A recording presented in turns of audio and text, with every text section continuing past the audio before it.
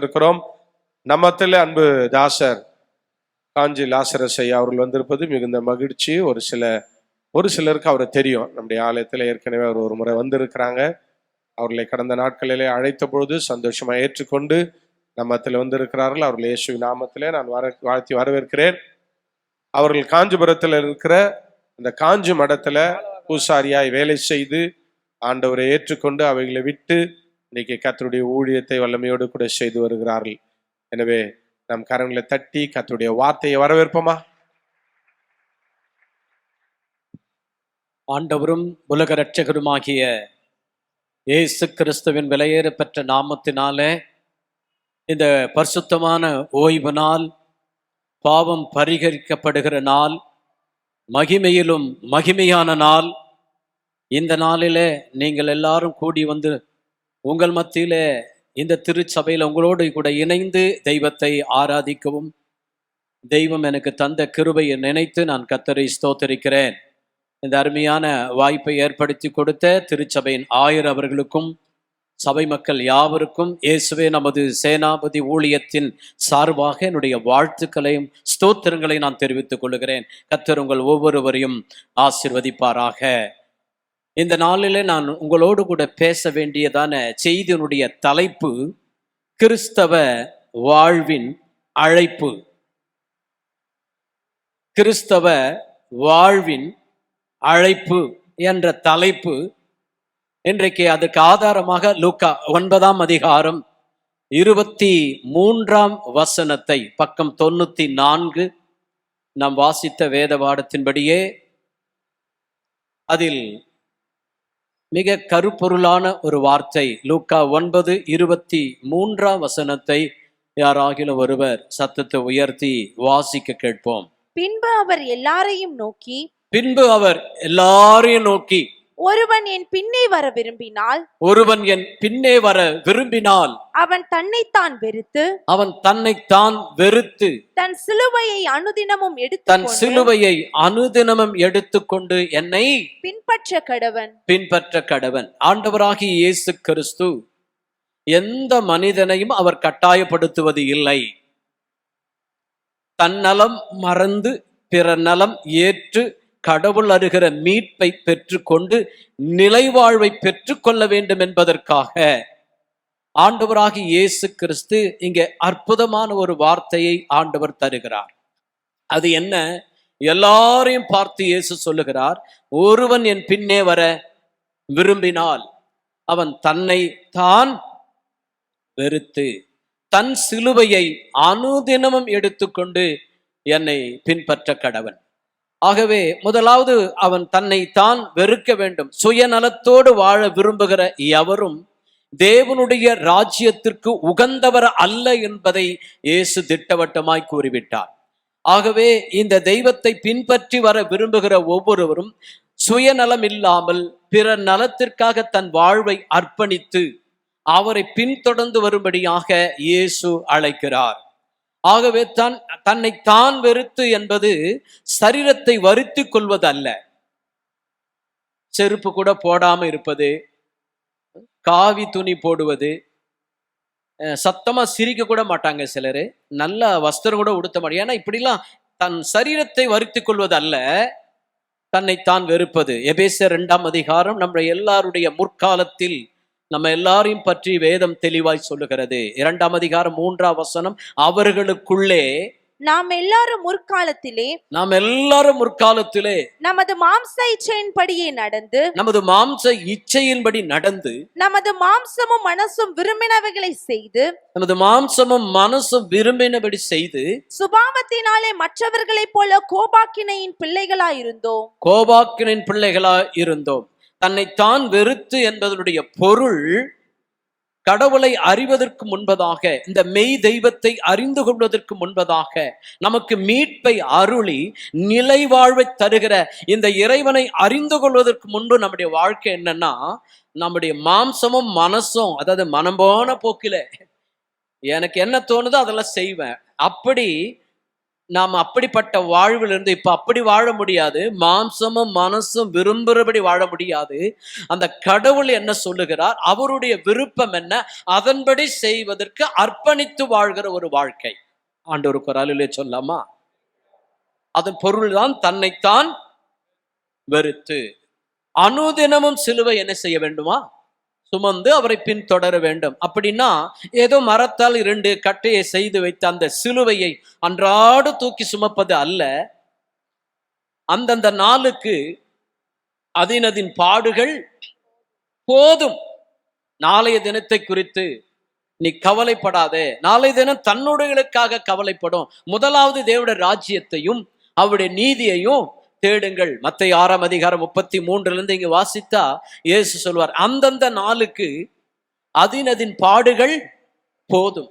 இந்த தெய்வத்தை ஏற்றுக்கொண்டு பின்தொடர்ந்து வருகிற இந்த வாழ்க்கையில, இந்த வனாந்தர வாழ்க்கையில நமக்கு அநேக துன்பங்கள் வரும். வேதம் சொல்ல, நீதிமானுக்கு அநேக துன்பங்கள் வரும், ஆனாலும் அவைகள் எல்லாவற்றில் நின்று அவனை கர்த்தர் விடுவிப்பார். ஆனா நீதிமானுக்கு ஒரு கேடும் வராது. ஒரு அல்லேலூயா சொல்ல மாட்டேல.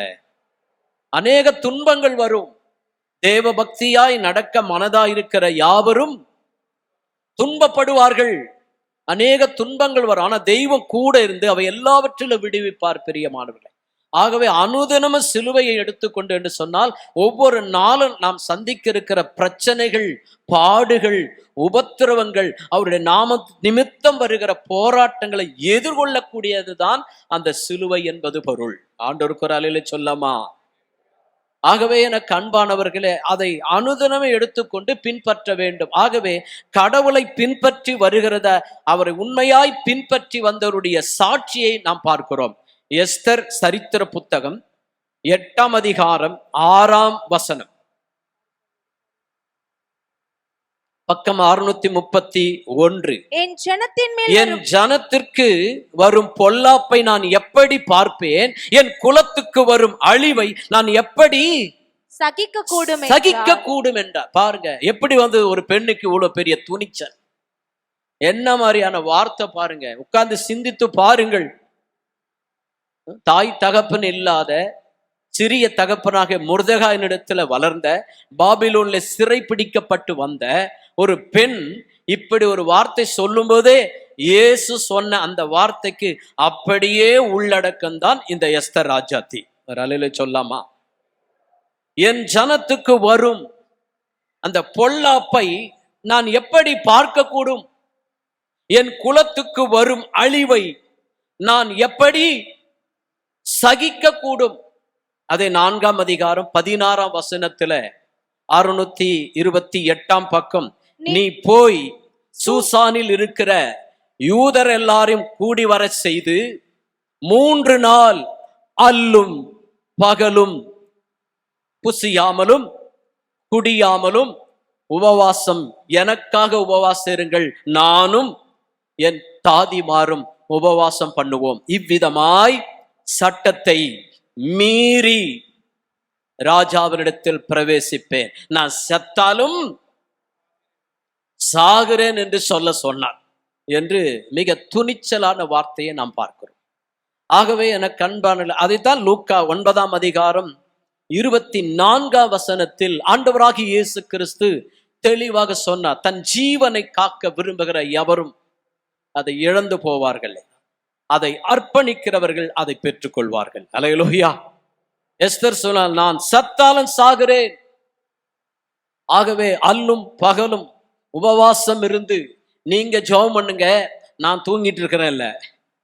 நீங்க எப்படி அல்லும் பகலும் இரவும் பகலும் புசியாமல் குடியாமல் கூடி ஜெபிக்கிறீர்களோ, அதே போல நானும் அல்லும் பகலும் 3 நாள் இரவும் பகலும் என்னை ஒடுக்கி என்னுடைய குலத்துக்காக, என்னுடைய ஜனத்திற்காக நான் தேவனிடத்தில் போராடுவேன். இந்த உலகத்தில் எத்தனை எதிர்வல்லமைகள், எத்தனை சட்டங்கள் வந்தாலும் சட்டத்தையே உடைத்து ராஜாதி ராஜா இயேசுவினிடத்தில் நான் பிரவேசிப்பேன். அல்லேலூயா. ஆகவே எனக்கு அன்பானவர்களே, வேதம் சொல்லுகிறது, லூக்கா 2 அதிகாரம் 36 முதல் 38 வரை, ஆசேருடைய கோத்திரத்தாலும் பானுவேலின் குமாரத்தியுமாகிய அன்னாள் என்னும் ஒரு தீர்க்கதரிசி ஒரு இருந்தால், தீர்க்கதரிசி இருந்தால் அவள் கன்னி பிராயத்தில் விவாகமானது முதல் 7 வருஷம் 7 வருஷம் புருஷனுடனே வாழ்ந்தவளும், அதிக வயது சென்றவளுமாய் இருந்தால், எத்தனை வயது?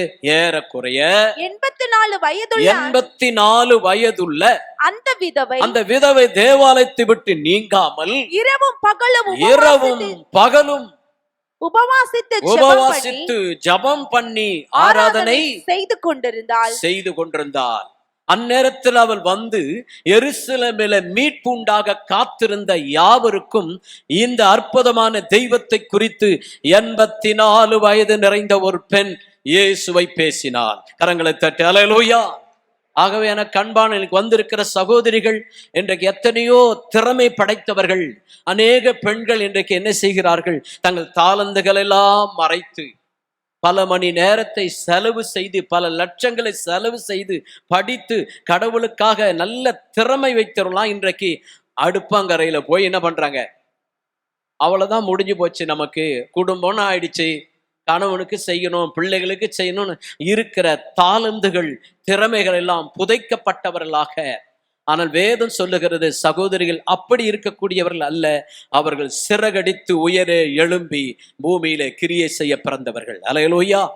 ஒரு அற்புதமான வசனம், சங்கீதம் 68:13 வசனம், பக்கம் 710. நீங்கள் அடுப்பின் அடியில கிடந்தவர்களாய் இருந்தாலும் வெள்ளியால் அலங்கரிக்கப்பட்ட புறா சிறகுகளை போலவும், பசும் பொன் நிறமாகி அதன் இறகுகளைப் போலவும் அதனுடைய சாயலாகவும் இருப்பீர்கள். ஆகவே அடுப்பின் அடியிலே கிடந்தவர்களாய் இருந்தால், சகோதரி மாதிரிலாம் கொஞ்சம் பக்கத்துல கைப்பிடி சொல்லுங்க. நீங்க அடுப்பங்கரையிலே இருக்கிறவங்க இல்ல, எப்பவும் கிச்சன்ல இருக்கிறவங்கள, நீங்க சிறகடித்து தேவனுக்காக யாரெல்லாம் உங்களை முடக்க நினைத்தார்களோ, யாரெல்லாம் உங்களை அடக்க நினைத்தார்களோ, சகோதரியே, அத்தனை தாளந்துகளை கடவுளுக்காக எழும்பி, ஏதோ வாழ்க்கைப்பட்டு விட்டோம், பிள்ளையை பெற்றெடுத்து விட்டோம், கணவனுக்கு பணிவிடை, பிள்ளைகளுக்கு செய்து உங்க வாழ்க்கை இப்படியே இருப்பதல்ல. நீங்கள் அவர்கள் மத்தியிலே நீங்கள் சிறகடித்து கடவுளுக்காக எழும்ப வேண்டும். அல்லேலூயா. அப்படித்தான் ஆண்டவர் எஸ்தர் ராஜாத்தியை ஆசீர்வதித்தார்.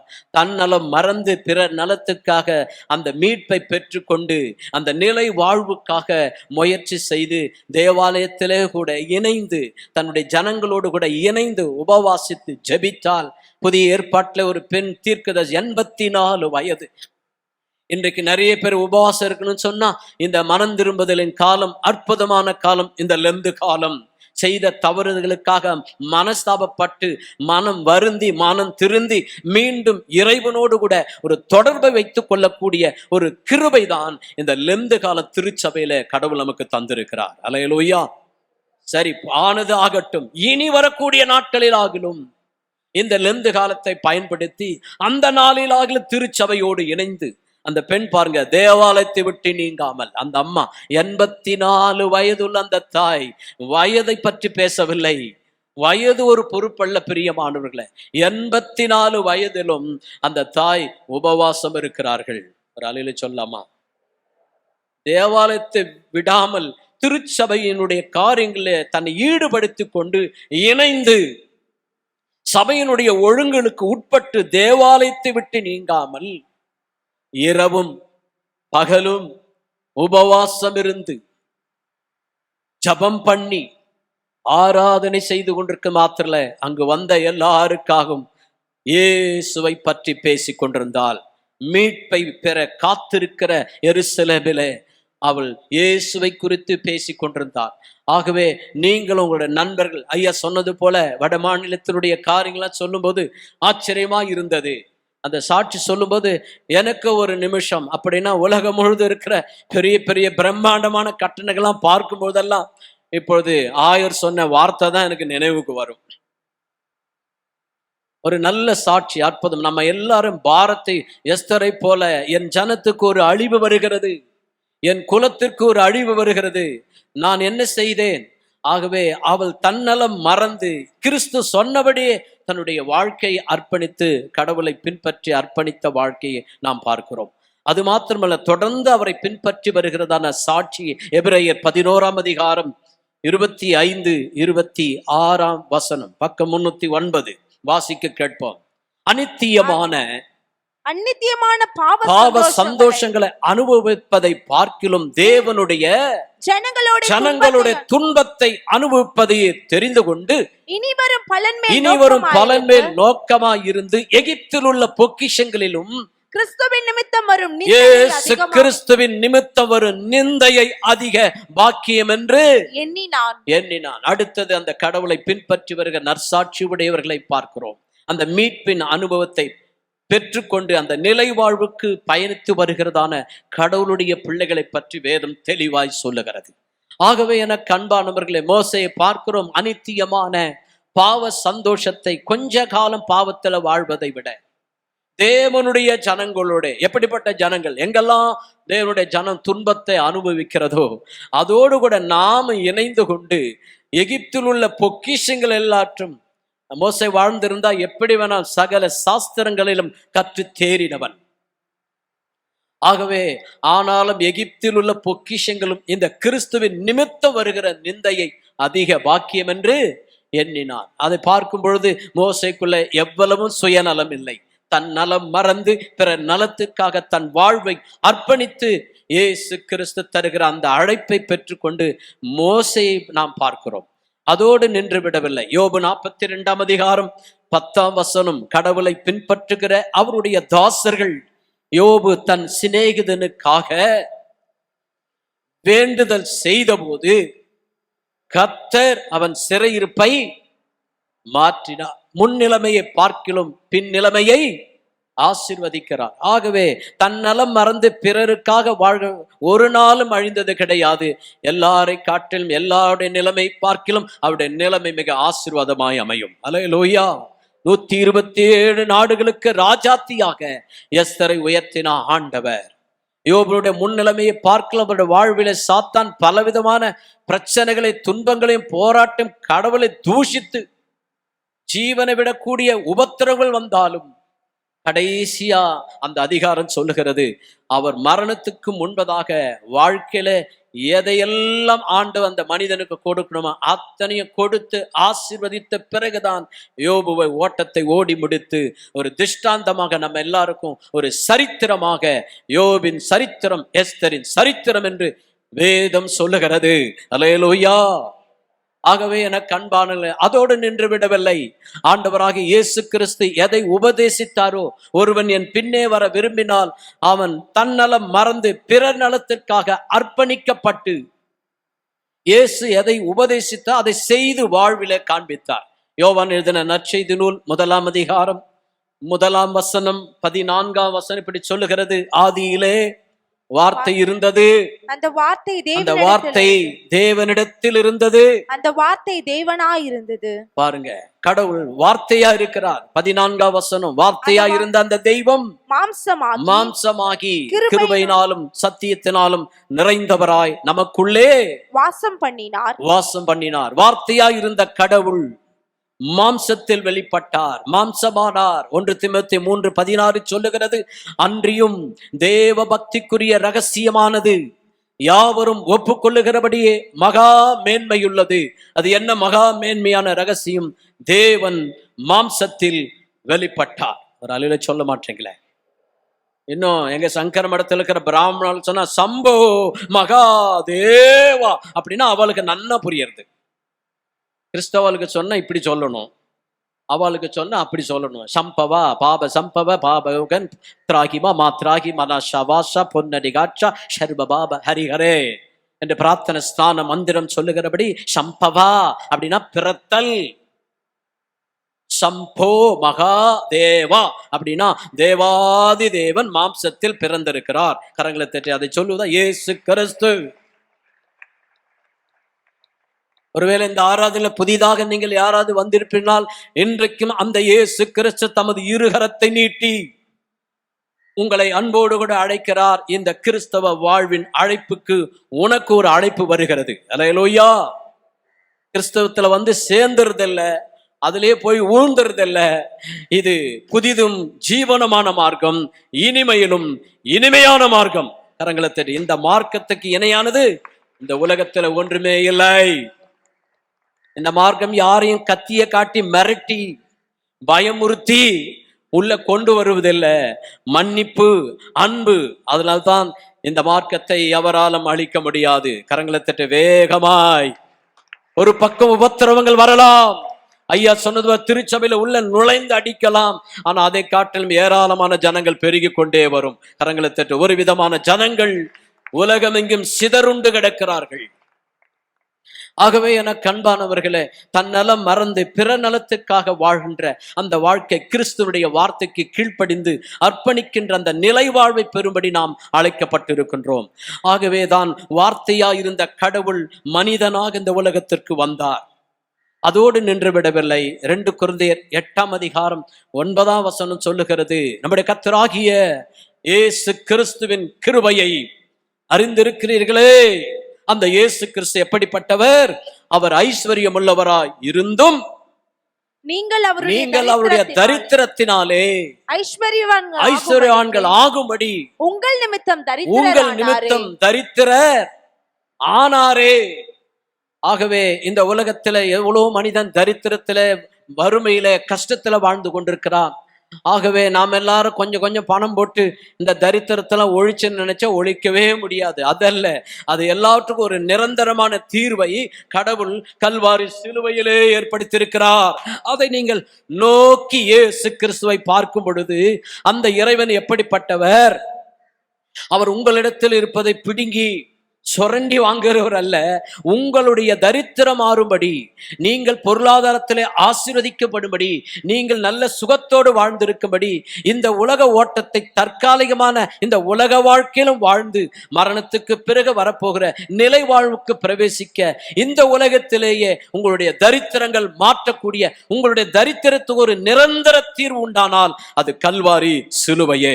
கரங்களை தட்டி அங்கே தொங்கிக் கொண்டிருக்கிற இயேசு கிறிஸ்துவை எந்த மனிதன் நோக்கி பார்த்து சுயநலம் இல்லாமல் பிற நலத்துக்காக ஒப்பு கொடுத்து கடவுளுடைய வார்த்தைக்கு கீழ்ப்படிந்து வருகிறானோ அவருடைய வாழ்க்கை ஆசீர்வதிக்கப்படுகிறது, தரித்திரம் மாறிவிடும். ஆகவேதான் அவர் ஐஸ்வர்யம் உள்ளவராய் இருந்தும் நீங்கள் அவருடைய தரித்திரத்தினாலே ஐஸ்வர்யவான்கள் ஆகும்படி உங்கள் நிமித்தம் தரித்திரர் ஆனாரே. எங்க மக்களுக்கு ஓம் ஸ்ரீ தரித்திர நாராயண நமக, தரித்திரனாக நானாயினேன் என்பது பொருள். ஆகவே இறைவன் நம்ம கிட்ட இருக்கிறத பிடுங்கி கொள்வதல்ல, அவர் நம்ம உள்ளத்துல வந்தா புதிய விருந்தாளியா உங்க உள்ளத்துல திறந்து கொடுங்க. அவர் உங்கள் தேவைகளை எல்லாம் சந்திப்பார். கரங்களத்தை உங்களுடைய அவசர தேவைகளை சந்திப்பார். உங்களுடைய எல்லா காரியத்தை அவர் பொறுப்படுத்தும். உங்களுடைய வாழ்க்கையில அவர் உங்களோடு கூட கடந்து வருவார் என்பதில் சந்தேகம் இல்லை. ஆகவே வார்த்தையாயிருந்த கடவுள் தம்மை தாமே தாழ்த்தி மனிதனானார். செல்வந்தராயிருந்த கடவுள் தம்மை தாமே தாழ்த்தி தரித்திரரானார். பிலிப்பியர் 2:4-8 வாசிக்கும் பொழுது, அவனவன் தனக்கானவைகளை அல்ல பிறருக்கானவைகளை நோக்குவானாக. கிறிஸ்து இயேசுவில் இருந்த சிந்தையே உங்களிலும் இருக்க கடவது. கிறிஸ்து இயேசுவில் இருந்த சிந்தையே உங்களிலும் இருக்க கடவது. அவர் தேவனுடைய ரூபமாயிருந்தும் தேவனுக்கு சமமாயிருப்பதை கொள்ளையாடின பொருளாக எண்ணாமல் தம்மை தாமே வெறுமையாக்கி அடிமையின் ரூபம் எடுத்து மனுஷர் சாயலானார். அவர் மனுஷ ரூபமாய் காணப்பட்டு மரண பரியந்தம் அதாவது சிலுவையின் மரண பரியந்தம் கீழ்ப்படிந்தவராகி தம்மை தாமே தாழ்த்தினார். ஆகவே தேவனுடைய ரூபமாயிருந்தவர் தம்மை தாமே தாழ்த்தி அடிமையின் ரூபமானார். இப்படி அவருடைய வாழ்வை சொல்லிக்கொண்டே போகலாம். மார்க் 10:45 அந்த மானிட மகன் தொண்டு ஏற்கும்படி அல்ல, மற்றொரு தொண்டு ஆற்றும்படியாகவும் தன்னுடைய ஜீவனையே உயிரையே தியாகமாய் செய்யும்படியாகவே வந்தேன் என்று வேதம் மிக அழகாக சொல்லுகிறது. மார்க் 10:45 அப்படியே மனுஷகுமாரன் ஊழியம் கொள்ளும்படி வராமல் ஊழியம் செய்யவும் அநேகரை மீட்கும் பொருளாக தம்முடைய ஜீவனை கொடுக்கவும் வந்தார். என்றார். ஆகவே மானிட மகன் இந்த உலகத்தில் வரும்பொழுது அவர் தொண்டு ஏற்கும்படியில தொண்டு ஆற்றும்படியாக தன்னுடைய ஜீவனையே மனுக்குலத்துக்கு கொடுத்து மனுக்குலத்துக்கு ஆண்டவர் வைத்திருக்க அந்த நிலை வாழ்வில எல்லாரும் பிரவேசிக்க வேண்டும் என்பதற்காக அவரை பற்றி வேதம் மிக அழகாக சொல்லுகிறது. இயேசுவினிடத்தில் ஒரு வாலிபன் ஓடி வந்தான். அதே மார்க்கு நற்செய்தியில 10ஆம் அதிகாரத்துல நான் வாசிக்கிறோம். 17-25 வசனம் முடிய எழுதி கொள்ளுங்க. வீட்டுல போய் ஒரு முறை படிங்க. ஆண்டவர் உங்களோடு கூட பேசுவார், இடைப்படுவார். அப்படி பேசும்போது கர்த்தர் உங்களோடு ஆசீர்வதிப்பார், தெய்வம் உங்களோடு இடைப்படுவார். ஆகவே மார்க் 10ஆம் அதிகாரம் 17 ஒரு சில வசனங்களை வாசிக்கும் பொழுது அங்கே ஒரு வாலிபன் வருகிறான். இயேசுவுக்கு முன்பாக முழங்கால் படியிடுகிறான். ஆண்டவரே, அந்த நிலை வாழ்வை பெற்றுக்கொள்ள நான் என்ன செய்ய வேண்டும்? நித்திய ஜீவனை வாசிப்போம். பின்பு அவர் புறப்பட்டு வழியிலே போகையில் ஒருவன் ஓடி வந்து அவருக்கு முன்பாக முழங்கால் படியிட்டு நல்ல போதகரே நித்திய ஜீவனை சுதந்தரித்துக் கொள்ளும்படி நான் என்ன செய்ய வேண்டும் என்று கேட்டான். நல்ல கேள்வி. இந்த உலக வாழ்க்கை அது நிரந்தரமானது அல்ல. ஒரு நாள் எல்லாருக்கும் மரணம் வரப்போகிறது. பைபிள் சொல்லுகிறது, மரணத்துக்கும் எனக்கும் ஒரு அடி தூரம் மாத்திரம் உண்டு. ஒரு அலையில சொல்லலாமா? எந்த நேரத்தில் எந்த மனிதனும் அது எட்டி பிடிக்கும். எல்லாருக்கும் மரணம் உண்டு. ஆனால் மரணத்துக்கு பிறகும் கிறிஸ்தவ வாழ்வில அழைக்கப்பட்டிருக்க நம்ம ஒவ்வொருவருக்கும் ஒரு நற்செய்தி. மரணத்துக்கு பிறகு நமக்கு ஒரு நிலை வாழ்வு உண்டு. ஒரு அலையில சொல்ல மாட்டீங்களே? அதுதான் பெரிய பாக்கியம். அதுதான் ஆண்டவர் நம்மை நமக்கு கொடுத்த பெரிய வரப்பிரசாதம். அவன் கேட்கிறான் பாருங்க, ஆண்டவரே, அந்த நிலை வாழ்வை நான் பெற்றுக்கொள்ள வேண்டுமானால் என்ன செய்ய வேண்டும்?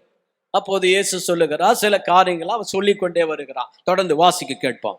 அதற்கு இயேசு நீ என்னை நல்லவன் என்று சொல்வானே, தேவன் ஒருவர் தவிர நல்லவன் ஒருவனும் இல்லையே.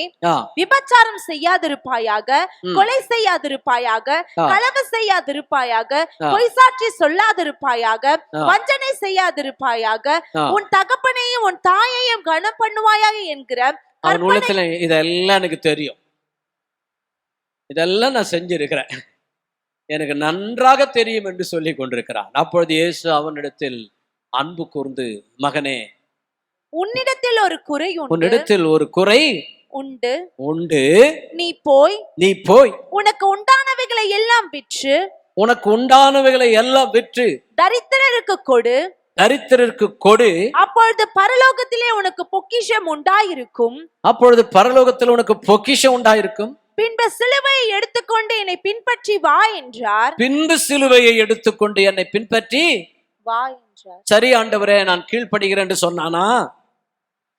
மிகுந்த மனஸ்தாபப்பட்டு நிலை வாழ்வு பெற வேண்டும் என்று தேடி வந்தவன் அதற்கான வழிகளையும் சொல்லி ஆலோசனை சொல்லி அவனிடத்தில் உள்ள ஒரு குறைகளை சுட்டி காண்பிக்கும் பொழுது, ஆண்டவரே, என்னை மன்னித்தருளும், நான் அதை திருத்திக் கொள்ளுகிறேன், ஒரு குறையை நான் அதை சுட்டி காண்பிக்கும் போது தன்னை தாழ்த்தி ஒப்புரவாகி அந்த நிலை வாழ்வை தேட அவன் விரும்பவில்லை. காரணம் சுயநலம். எல்லாம் என்னுடையது, யாருடைய மற்றவரிடத்துல பகிர்ந்து கொள்ள முடியாத அந்த சுயநலத்தோடு வாழ்ந்தபடினால் இயேசுவானவர் தருகிற அந்த நித்திய வாழ்வை அவன் எழுந்து போனான். அப்பொழுது இயேசு சொல்லுகிறார், ஐஸ்வர்யவான்கள் என்று குறிப்பிடாமல் இயேசு மிக அழகாக சொல்லுவார், ஐஸ்வர்யவான் தேவனுடைய ராஜ்யத்தில் பிரவேசிப்பது அரிதானது. ஊசியின் காதுல ஒட்டகம் கூட நுழைஞ்சிடும். ஆனா ஐஸ்வர்யவான்கள்னு சொல்லாம ஐஸ்வர்யவான், ஏன்னா நிறைய ஐஸ்வர்யவான்கள் இருக்கிறார்கள். அவர்கள் தேவனுடைய ராஜ்யத்துக்கு கொடுக்கக்கூடிய நல்ல வசதி படைத்தவர்களாம் இருக்கிறார்கள். இன்றைக்கும் அநேகர் நல்ல மனிதர்களாம் இருக்கிறார். ஆகவேதான் ஆண்டவர் ஐஸ்வர்யவான்கள்னு பன்மையில சொல்லாம ஐஸ்வர்யவான் ஒருமையில சொன்னாரு.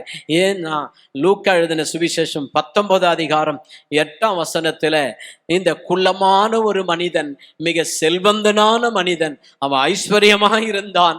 லூக்கா 19:1 ஆயக்காரருக்கு தலைவனும் ஐஸ்வர்யவானுமா இருந்த சகேயு எனப்பட்ட ஒரு மனுஷன், 8ஆம் வசனம் சொல்லுகிறது, சகேயு நின்று கர்த்தரை நோக்கி ஆண்டவரே என் ஆஸ்திகளில் பாதியை ஏழைகளுக்கு என் ஆஸ்தியை பாதியை ஏழைகளுக்கு கொடுக்கிறேன். அப்பவே சுயநலம் இல்ல, தன்னலம் மறந்து பிற நலத்துக்காக அர்ப்பணிக்கப்பட்ட வாழ்வு. அந்த செல்வந்தனான ஐஸ்வர்யனான சகேயு, என் ஆஸ்தியை பாதியை ஏழைகளுக்கு கொடுக்கிறேன், நான் ஒருவனிடத்தில் எதையாகிலும் அநியாயமா வாங்கினது உண்டானால் நாளத்தனையாக திரும்ப செலுத்துகிறேன் என்றான். அப்பொழுது பாருங்க, இயேசுவானவர் தருகின்ற அந்த மீட்பை பெற்றவனாக அவன் மாத்திரமல்ல, அந்த நிலை வாழ்வுக்கு சகேயனுடைய வீட்டார் குடும்பமே அர்ப்பணிக்கப்பட்டு இயேசுவால் ஆசீர்வதிக்கப்பட்ட குடும்பமாய் மாறியது. ஆண்டவருக்கு ஒரு அலையில சொல்லாமா? அப்ப சகேயுக்குள்ள பாருங்க, சுயநலம் இல்லை. 1990 ஆண்டு இந்த சகேயை பற்றியதான அந்த நற்செய்தி தான் கோவில் பூசாரியா இருந்த ஸ்ரீனிவாசன் என்னுடைய வாழ்க்கையிலும் இந்த ஜீவ மார்க்கத்துக்குள், கிறிஸ்தவ மார்க்கத்துக்குள் பிரவேசிக்க மிக மிக ஆதாரமாக முக்கிய காரணமாய் அமைந்தது. ஆகவேதான் என்னுடைய மனமாற்றத்தை குறித்து எல்லா திருச்சபைகளிலும் நான் பேசி வருகிறேன். இந்த ஆராதனை முடிந்து மீண்டும் இன்னொரு ஆராதனை ஒரு ஏஜ் சபையில பேசுகிறேன், மாலையில நன்மங்கலத்துல பேசுகிறேன். இன்றைக்கு மாத்திரம் 3 பலிபீடத்தில் ஏறி இறை வார்த்தையை பேசும்படியான பாக்கியத்தை ஆண்டவர் எனக்கு தந்திருக்கிறார். அல்லேலூயா. கர்த்தருடைய பசுத்த நாமத்துக்கு மகிமை உண்டாவதாக. 1990 ஆண்டு வரையிலும் சுயநலத்தோடு கூட என்னுடைய பெற்றோர்கள் எனக்கு கற்றுக் கொடுத்த அந்த விக்கிரக வழிபாடிலே மூழ்கி கிடந்தேன். 1 கொரிந்தியர் 2:2 சொல்லுகிறது, இயேசு கிறிஸ்துவை சிலுவையில் அறையப்பட்ட அவரையே அன்றி வேறொன்றையும் உங்களுக்குள்ளே அறியாதிருக்க தீர்மானித்திருந்தேன். சிலுவையில் அறையப்பட்ட இயேசு கிறிஸ்துவை தவிர வேற ஒன்றையும் நீங்கள் அறிந்து கொள்ள வேண்டிய அவசியம் இல்லை. காரணம், எல்லாம் சிலுவையில் அறையப்பட்ட இயேசுவுக்குள்ளதான் அடங்கியிருக்கு. சகலமும் அவருக்கென்று, அவருக்காக, அவரை கொண்டு எல்லாமே இயேசு கிறிஸ்துவை சிலுவையில் அறையப்பட்ட இந்த இயேசுவை தவிர வேற ஒன்றையும் அறிந்து கொள்ள வேண்டிய அவசியம். அவரை அறிந்து கொண்டால் போதும். ஆனா இந்த வசனத்துக்கு மாறாக இயேசுவை மாத்திரம் விட்டுட்டேன், மற்ற எல்லாவற்றையும் நான் அறிந்திருந்தேன். பக்தியாய் வாழ்ந்தேன், எந்த ஒரு தீய பழக்கங்களுக்கு அடிமைப்படவில்லை. இந்த வாயினால எப்பொழுது ஓம் ஸ்ரீராம ஜெயம் சொல்லுவேன். இந்த கைகளினால விக்கிரங்களுக்கு தூபம் காண்பித்தேன். இந்த வாயினால் அவருடைய பெயர்களெல்லாம் உச்சரிப்பேன். நான் பக்தியுள்ள வாழ்க்கை வாழ்ந்து கொண்டிருக்கேன்னு சொல்லி எல்லாமே கோவில்ல பிரசாதம் எனக்கு எல்லாம் கிடைச்சுவிடும். நான் அடிக்கடி பிரசங்கத்துல சொல்வது உண்டு, நெய்யா சாப்பிட்டு பொய்யா பேசி கொண்டிருந்த சீனிவாசனாக என்னை ஒரு நாள் மெய்யான தெய்வம் இயேசு கிறிஸ்து என்னை தேடி வந்தார். மிருகமாயிருந்த என் வாழ்வை மாற்றி சமுதாயத்துல அற்பமா என் தோற்றம், என்னுடைய கல்வியை எல்லாவற்றையும் பார்த்து என்னை அற்பமாய் ஒதுக்கி தள்ளின ஜனங்கள் மத்தியிலே ஆகாதென்று தள்ளின கல்லா இருந்த என்னை இன்றைக்கு திருச்சபையிலே ஆண்டவர் என்னை பயன்படுத்தி வருகிறார். கரங்களை தட்டி தேசங்களுக்கு ஆசீர்வாதமாய் வைத்திருக்கிறார். எப்படி ஒரு கோவில் பூசாரி சீனிவாசனுக்கு இந்த ஞானம் எப்படி வந்தது? என்னுடைய பெற்றோருக்கு நாங்கள் மொத்தம் 15 பிள்ளைகள், அதுல 3 பேர் இறந்துட்டாங்க, 12 பேர் இருக்கிறோம். நான் தான் 7வது மகனாக பிறந்தேன். எனக்கு மேல 5 அண்ணன், எனக்கு கீழே 4 தம்பி, எனக்கு மேல ஒரு அக்கா, எனக்கு கீழே ஒரு தங்கை, 10 ஆண் பிள்ளைகள், 2 பெண் பிள்ளைகள். இந்த 12 பிள்ளைகளை பெற்றெடுத்த மகராசி என் தாயின் பெயர் ராஜேஸ்வரி.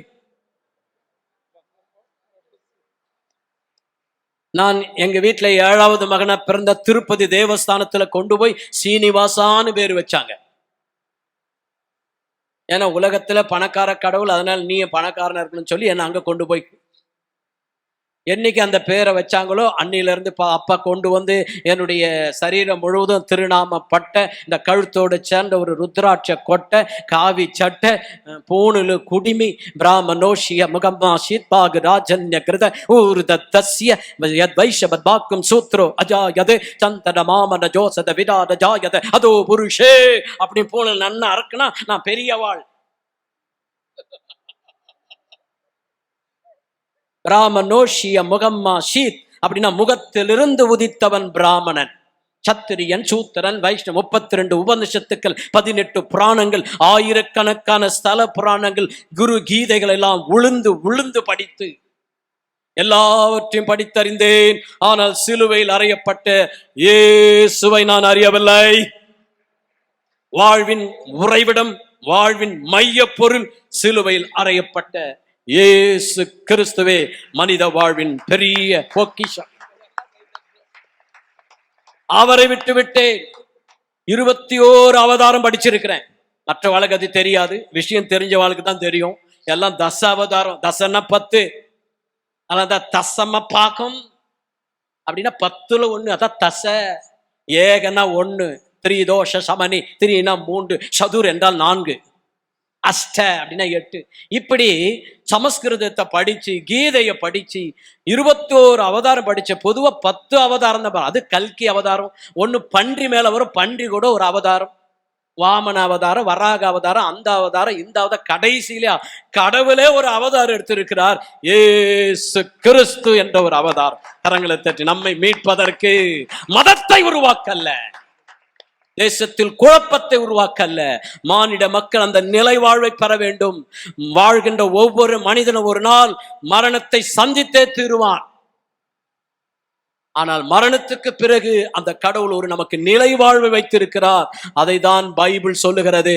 அல்லேலூயா. ஆனால் எனக்கு அதை பற்றி தெரியாது. என்னோட தகப்பனார் சொல்லி கொடுத்தார், எல்லாம் செய்தேன். என்னோட பெற்றோர்கள் கற்றுக் கொடுத்தால் அதை நான் செய்தேன். ஆகவே ஓம் பார ஒளி, ஓம் ஸ்ரீராம ஜெயம் சொல்லுடா. எல்லா பிள்ளைகளை உட்கார வச்சு, என்னோட பெற்றோர், எங்க அப்பா பெற்றெடுக்கிற பிள்ளைகளை வச்சு அவ ஸ்கூலே தொடங்கிடலாம். வரிசையா உட்காந்து காலையில் எழுந்திரிக்கணும், கையில ஒரு ஜால்ரா, காதுல ஒரு பூ வச்சுக்கணும். அப்ப சொல்லுவார் பின்பாட்டு, நாங்க ஜய ஜய சங்கரா ஹர ஹர சங்கரா கோவிந்தம் பஜ கோவிந்தம் பஜ கோவிந்தம் பஜ கோவிந்தம் பஜக் பஜக் பஜக். இப்படி பண்ண சொன்னா நல்லா பண்ணுவேன். தெய்வம் சொன்னார், உள்ளதை உள்ளதென்றும் இல்லைன்னா இந்த வார்த்தையில பலிபீடத்தில் நான் உபயோகிப்பவன் அல்ல. என் தாசனாகிய யோபு பேசினது போல எங்களை குறித்து நிதானமாய் பேசவில்லை என்று யோபை குறித்து சொன்னார். கரங்களை தெரிய ஒரு தேவ மனுஷன் பேச்சில நிதானம். ஏன் சொல்ல வருகிறேன்? இந்த தெய்வத்தை அறியவில்லை. ஆகவே பட்டு நெசவுக்கு புகழ்பெற்ற காஞ்சி மாநகர், மற்ற 5 மடங்கள், அதுல பிரசித்தி பெற்ற மடம் காஞ்சி சங்கர மடம். எல்லாத்துக்கும் ரிமோட் அதுதான். பேரறிஞர் அண்ணா பிறந்து வாய்ந்த பெருமை வாய்ந்த பகுதி. பரிசுத்த தோமா அவர்கள் வந்து மரித்த காஞ்சிபுரம் சென்ட் தாமஸ் மவுண்ட். இப்படி எல்லாவற்றையும் சிறப்பு அம்சங்கள் கொண்ட காஞ்சி மாநகரத்துல சர்வதீர்த்த குலம் ஏகாம்பரதீஸ்வரர் கோவில், சங்கர மடம் என்று சொல்லக்கூடிய இடத்துல இன்றைக்கு என்னுடைய சகோதரர்களாம் குடும்பமாக அங்கே வாழ்ந்து வருகிறார்கள். அப்படிப்பட்ட சூழ்நிலை, இயேசுவை அறியாதவனாக எங்களுக்கு இந்த தெய்வத்தை எப்படி அந்த 84 வயது உள்ள அந்த அண்ணால் உபவாசித்து ஜெபித்து ஆராதித்து மற்றவர்களுக்கும் மீட்பு வர காத்திருக்கிற மக்களுக்கு இயேசு கிறிஸ்துவை குறித்து பேசினால், நீங்களும் நானும் பேசினாதான் மாற்றம். கரங்களை தட்டி தைரியமா பேசு. உன் மேல ஒருவனும் கை போடுவதில்லை. எனக்கு இந்த பட்டணத்தில் அநேக ஜனங்கள் உண்டு. பவுலே, தைரியமா பேசு என்று ஆண்டவர் சொன்னார். ஆகவே எனக்கு அன்ப நாம நீங்களும் நானும் பேச வேண்டும். எதை பேச வேண்டும்? ஊர்க்கதை அல்ல, சிலுவையில் அறையப்பட்ட இயேசுவை பேச வேண்டும். கரங்களை தட்டி நீங்க பேசினா அற்புதம் நடக்கும். ஆகவே எனக்கு அன்பன் ஆண்டு, நீங்கள் கூப்பிடாவிட்டால் இந்த கல்லுகள் கூப்பிடும். நான் எங்க போனா பாதி வசனம் பேசுவேன், மீதி வசனம் நீங்க பேசணும். வசனத்தை சொன்னேன்னா நீங்க வசனம் இல்லாம இருப்பேன். பக்கத்துல பார்த்து சொல்லுங்க, வசனத்தை சொன்னேன்னா வசனம் இல்லாம இருப்பேன். கிறிஸ்தவாளுக்கு ஏன் வசனம்? உள்ள என்ன இல்ல? வசனம் இல்லை. அதனால ஏகப்பட்ட வசனம். பாதி பாதி தட்டி பாருங்க, மீதி முடிக்கிறாள பாருங்க, கண்டுபிடிச்சிடலாம். கரங்களை தட்டி எங்க இருக்கிறாங்க உங்க இத்தனை வருஷம் ஆவிக்குரிய வாழ்க்கை. ஆகவே எனக்கு அன்பானவர்களை, இயேசுவை தெரியாது. இந்த வாயினால் விற்கிறவருடைய பெயர்களை கடவுளுக்கு அருவரும் என்னை என்று வேறு தேவர்கள் உனக்கு உண்டாயிருக்க வேண்டாம். யாதொரு சிலையும் நீ நமஸ்கரிக்க வேண்டாம். நான் எரிச்சல் உள்ள தேவனாய் இருக்கிறேன் என்று பைபிள் சொல்லுகிறது. அதுக்கு ஆப்போசிட்டா கடவுளுக்கு நான் விரோதமாகவே செய்தேன். காரணம் என்னுடைய அறியாமை. எங்களுக்கு சொல்ல ஆள் இல்லை. அந்த நாட்களிலே ரேடியோவில் அடிக்கடி என்னுடைய தகப்பனார் கேரளாவில் இருந்து ഒരു പഴയ റേഡിയോ കൊണ്ട് ഒരു മലയാള പുരോഹിതൻ, എൻ്റെ അച്ഛൻ്റെ പേര് കുഞ്ഞപ്പേട്ടനാണ്, ഞാനൊരു മലയാള പുരോഹിതൻ്റെ മോനാണ്. നിങ്ങൾക്ക് മനസ്സിലായോ? என்னுடைய அம்மா பேர் ராஜராஜேஸ்வரி, தமிழ் பேசக்கூடியவர்கள். அவங்க 2 கலப்பு திருமணம் செய்து கொண்டார்கள். என்னுடைய தாயினிடத்து மலையாளி என் தகப்பனார் தமிழை கற்றுக்கொண்டார். என் தகப்பனாரிடத்திலிருந்து என்னுடைய தாயார் மலையாளத்தை கற்றுக்கொண்டார். ஆனால் என்னுடைய தாயார் தெளிவாக மலையாளம் பேசுவார்கள். ஆனால் எங்கள் அப்பா என்னதான் தமிழ் படிச்சிருந்தாலும் அவர் உச்சரிக்கும் போது 12 1 அப்படின்னு வராது. 12 1 ഈ ആള് അങ്ങനെ ഇങ്ങനെ, ഈ ആള് മലയാളിയാണ് കൊലയാളിയാണ്. 12 என்ன வரவே வராது.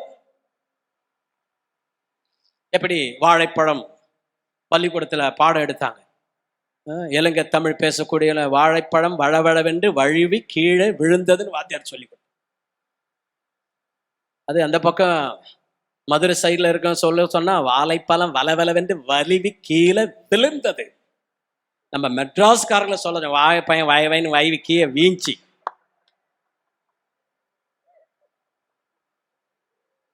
வாய்வைன்னு வைவி கீழே ஊஞ்சி. என்ன காப்பி கீப்பி எதான் குச்சியா கீதா? என்ன தமிழ்? ஆகவே எனக்கு அன்பானவர்களே, என்னுடைய இந்த அற்புதமான தெய்வத்தை நான் அறியவில்லை. என்னுடைய தகப்பனார் வீட்டில் மலையாளம் பேச சொல்வார், நான் தமிழில் தான் பேசுவேன். ஜக்கே எവിടെ போய் அச்சன் ஞானம் அப்படியே புறத்து போய் அச்சன் அங்கே வர்த்தான நான் வெளியே போயிருந்தேன்ப்பா. ஏண்டா மலையாளம், வீட்டுக்குள்ளவாது மலையாளம் பேசலாம்ல? யாருக்கு தெரியும்? கோவில் பூசாரி இப்படி இயேசுவை பற்றி பேசுவேன் என்று அறிந்திருந்தால் என் தகப்பனுடைய மலையாளத்தையும் நான் கற்றறிந்திருப்பேன். ஆனா இயேசுக்கு பாஷை ஒரு பிரச்சனை இல்லை. உனக்கு எந்த பாஷை தெரியுமோ அந்த பாஷையிலே பேசுவார். அலையிலே சொல்ல மாட்டீங்களே, சவுலே சவுலே என்று மத்தியான, இதே மாதிரி ஒரு மத்தியான வேலை எபிரேய பாஷையில பேசினாராம். அரங்கத்தில் அவளுக்கு தமிழ்ல பேசினா தகராறாயிருக்கும். 1990 ஆண்டு பூஜையை முடிச்சிட்டு நடு வீதியில வரும்போது பிரகாசமான பேரொளியில நான் பரிசுத்தர் நான் பரிசுத்தர் நான் பரிசுத்தர் சீனிவாசனோடு எபிரேயில பேசினா நான் தகராறாயிட்டு இருப்பேன். எனக்கு தெளிவா தெரிந்த அந்த தமிழ் மொழியில இறைவன் பேசினார். கரங்களை தட்டி அல்லேலூயா. மயக்கம் அடைந்து விழுந்தேன். பிரசாத தட்டுலாம் கீழே விழுந்தது. அங்கிருந்த நண்பர்கள்லாம் ஓடி வந்தார்கள். முதலாவது எண்ணெய் தூக்கல அந்த அரைமுடி தேங்காய் மண்ணில் விழுந்து கிடந்து பாருங்க. அதெல்லாம் எடுத்து கண்ணில் ஒத்திக்கிட்டு, பூசாரி எங்க ஊர் மக்கள் எல்லாம் என்ன சுவாமி, ஐயரே, பூசாரி, மாமோயின்னு கூப்பிடுவாங்க. இப்ப அதே 4 வார்த்தை கூப்பிட்டா அதே மக்கள் எனக்கு ஒரு பேர் வச்சிட்டாங்க, வாங்க அல்லேலூயா. எப்படி இருக்கீங்க? அல்லேலூயா. நான் நன்னா இருக்கிறேன். அல்லேலூயா. உங்க இயேசுகரான் எப்படி இருக்கார்? அவர் என்ற உயிரோடு இருக்கிறார். நீங்க எப்படி இருக்கீங்க? அடா நன்னா பேச கத்துட்டு இருக்கே. அந்த கிறிஸ்தவத்துல அந்த பாதர் மரம் அப்படி ட்ரைன் அப் பண்ணுவாளா? ஏண்டா பைந்தாங்கோலியாச்சே, நீ ஒரு தொடநடிங்கையாச்சே, சரியா கூட படிக்கலையாடா, 8ஆம் கிளாஸ் தானடா, பைந்தாங்கோலியாச்சாடா, பெண்கள்லாம் இருந்தா பேச மாட்டிய, எப்படா இவ்வளவு அழகா அந்த பாதர் மரம் உங்களுக்கு ட்ரைன் அப் பண்ணுவாளா அப்படின்னு மாமிங்க. நான் சொன்னேன், பாதர் மரம் ட்ரைன் அப், அந்த பாதர் மரம் பசுத்த ஆவியானவர் ட்ரைன் அப் பண்ணுவார். ஒருவனும் எதிர்த்து நிற்கவும் மறு உத்தரவு பேசக்கூடாதபடி வாக்கையும் ஞானத்தையும் அவன் அவனுக்கு இன்னபடி உத்தரவு கொடுக்க கிருபை புரிந்தனதாய் பேசுகிற நீங்கள் அல்ல, பிதாவின் ஆவியானவரே பேசுவார். அல்லேலூயா. தொடநடுங்கி பயந்தாங்கோலி, 8ஆம் கிளாஸ், உருப்பட மாட்ட, மறுபடியும் மதம் மாறிட்ட, உன்னை நல்லா பணம் கொடுத்து பிரெயின் வாஷ் பண்ணிட்டாங்க, இப்படிலாம் குற்றச்சாட்டு சொல்லிட்டு இருந்தாங்க. என்னை பார்த்து பயந்தாங்கோலி தொடர். ஆனா இந்த தொடநடிகை தான் பவுலுக்கு மார்ஸ் மேடை அமைத்தது போல நான் இன்று மேடை பிரசங்கியாளர். கரங்களை தட்டி அல்லேலூயா. திறந்த வெளியில் பேசுவேன், வந்து பாருங்கள். காவல்துறை அதிகாரிகள் ஒப்பு கொடுத்திருக்கிறார்கள், தேச தலைவர்கள் ஒப்பு கொடுத்த RS அருமனை பிஜேபியுடைய அருமனை கோட்டைக்குள் பேசினேன். நெல்லை மணிகண்டன் என்ப ஊர்ல விஜய அச்சம்பாடு என்ற திசையின் விலையில மணிகண்டன் யூடியூப்ல தொல்லை மணிகண்டன், நெல்லை மணிகண்டன்ல தொல்லை மணிகண்டன், அவன் ஊர்ல இப்ப ஸ்டேஜ் போட்டு அவன் ஊர்ல பேசினேன். கரங்களை தட்டி. இப்போ 10 விதமான வழக்கு தொடரப்பட்டு காவி தமிழனை சட்டப்படி ஒழித்து, கரங்களை தட்டி, பிஜேபி நிறைய கிறிஸ்தவர்களை பரியாசம் பண்ணி கொண்டு இறை மக்களை இயேசுவை அன்னை மரியாளும் கிறிஸ்தவாலையும் தூஷணமாக பேசி கொண்டிருந்த நெல்லை மணிகண்டன் என்னுடைய மெசேஜை 1.5 மணி நேரமா வீடியோ எடுத்து ஓடியாந்தான். கரங்களை தெரியும், அதிர்ந்து போனா. மைக்க பிடிச்ச உடனே பேசினேன். ஸ்ரீரங்க மகாத்தியம் காம குரோத வசா சர்வே தேவசின் பித்திருமானவாக, இதுக்கு அர்த்தத்தை தெளிவா இங்க சொன்னீங்கன்னா உங்களுக்கு நான் 10,000 ரூபாய் சிறப்பு தட்சணை வச்சிருக்கிறேன், ஓடி வந்து வாங்கிக்கோன்னு சொன்னேன். ஒரு அணில சொல்ல மாட்டேன்.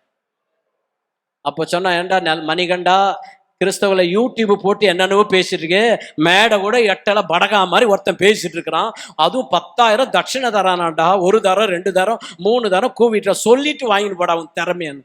ஒருத்தன் கூட கிட்ட வரல. ஆனா என்கிட்ட 10 பைசா இல்லை, அவங்க தான் காணிக்க தரணும். அலையில சொல்லு, அலையலோயா.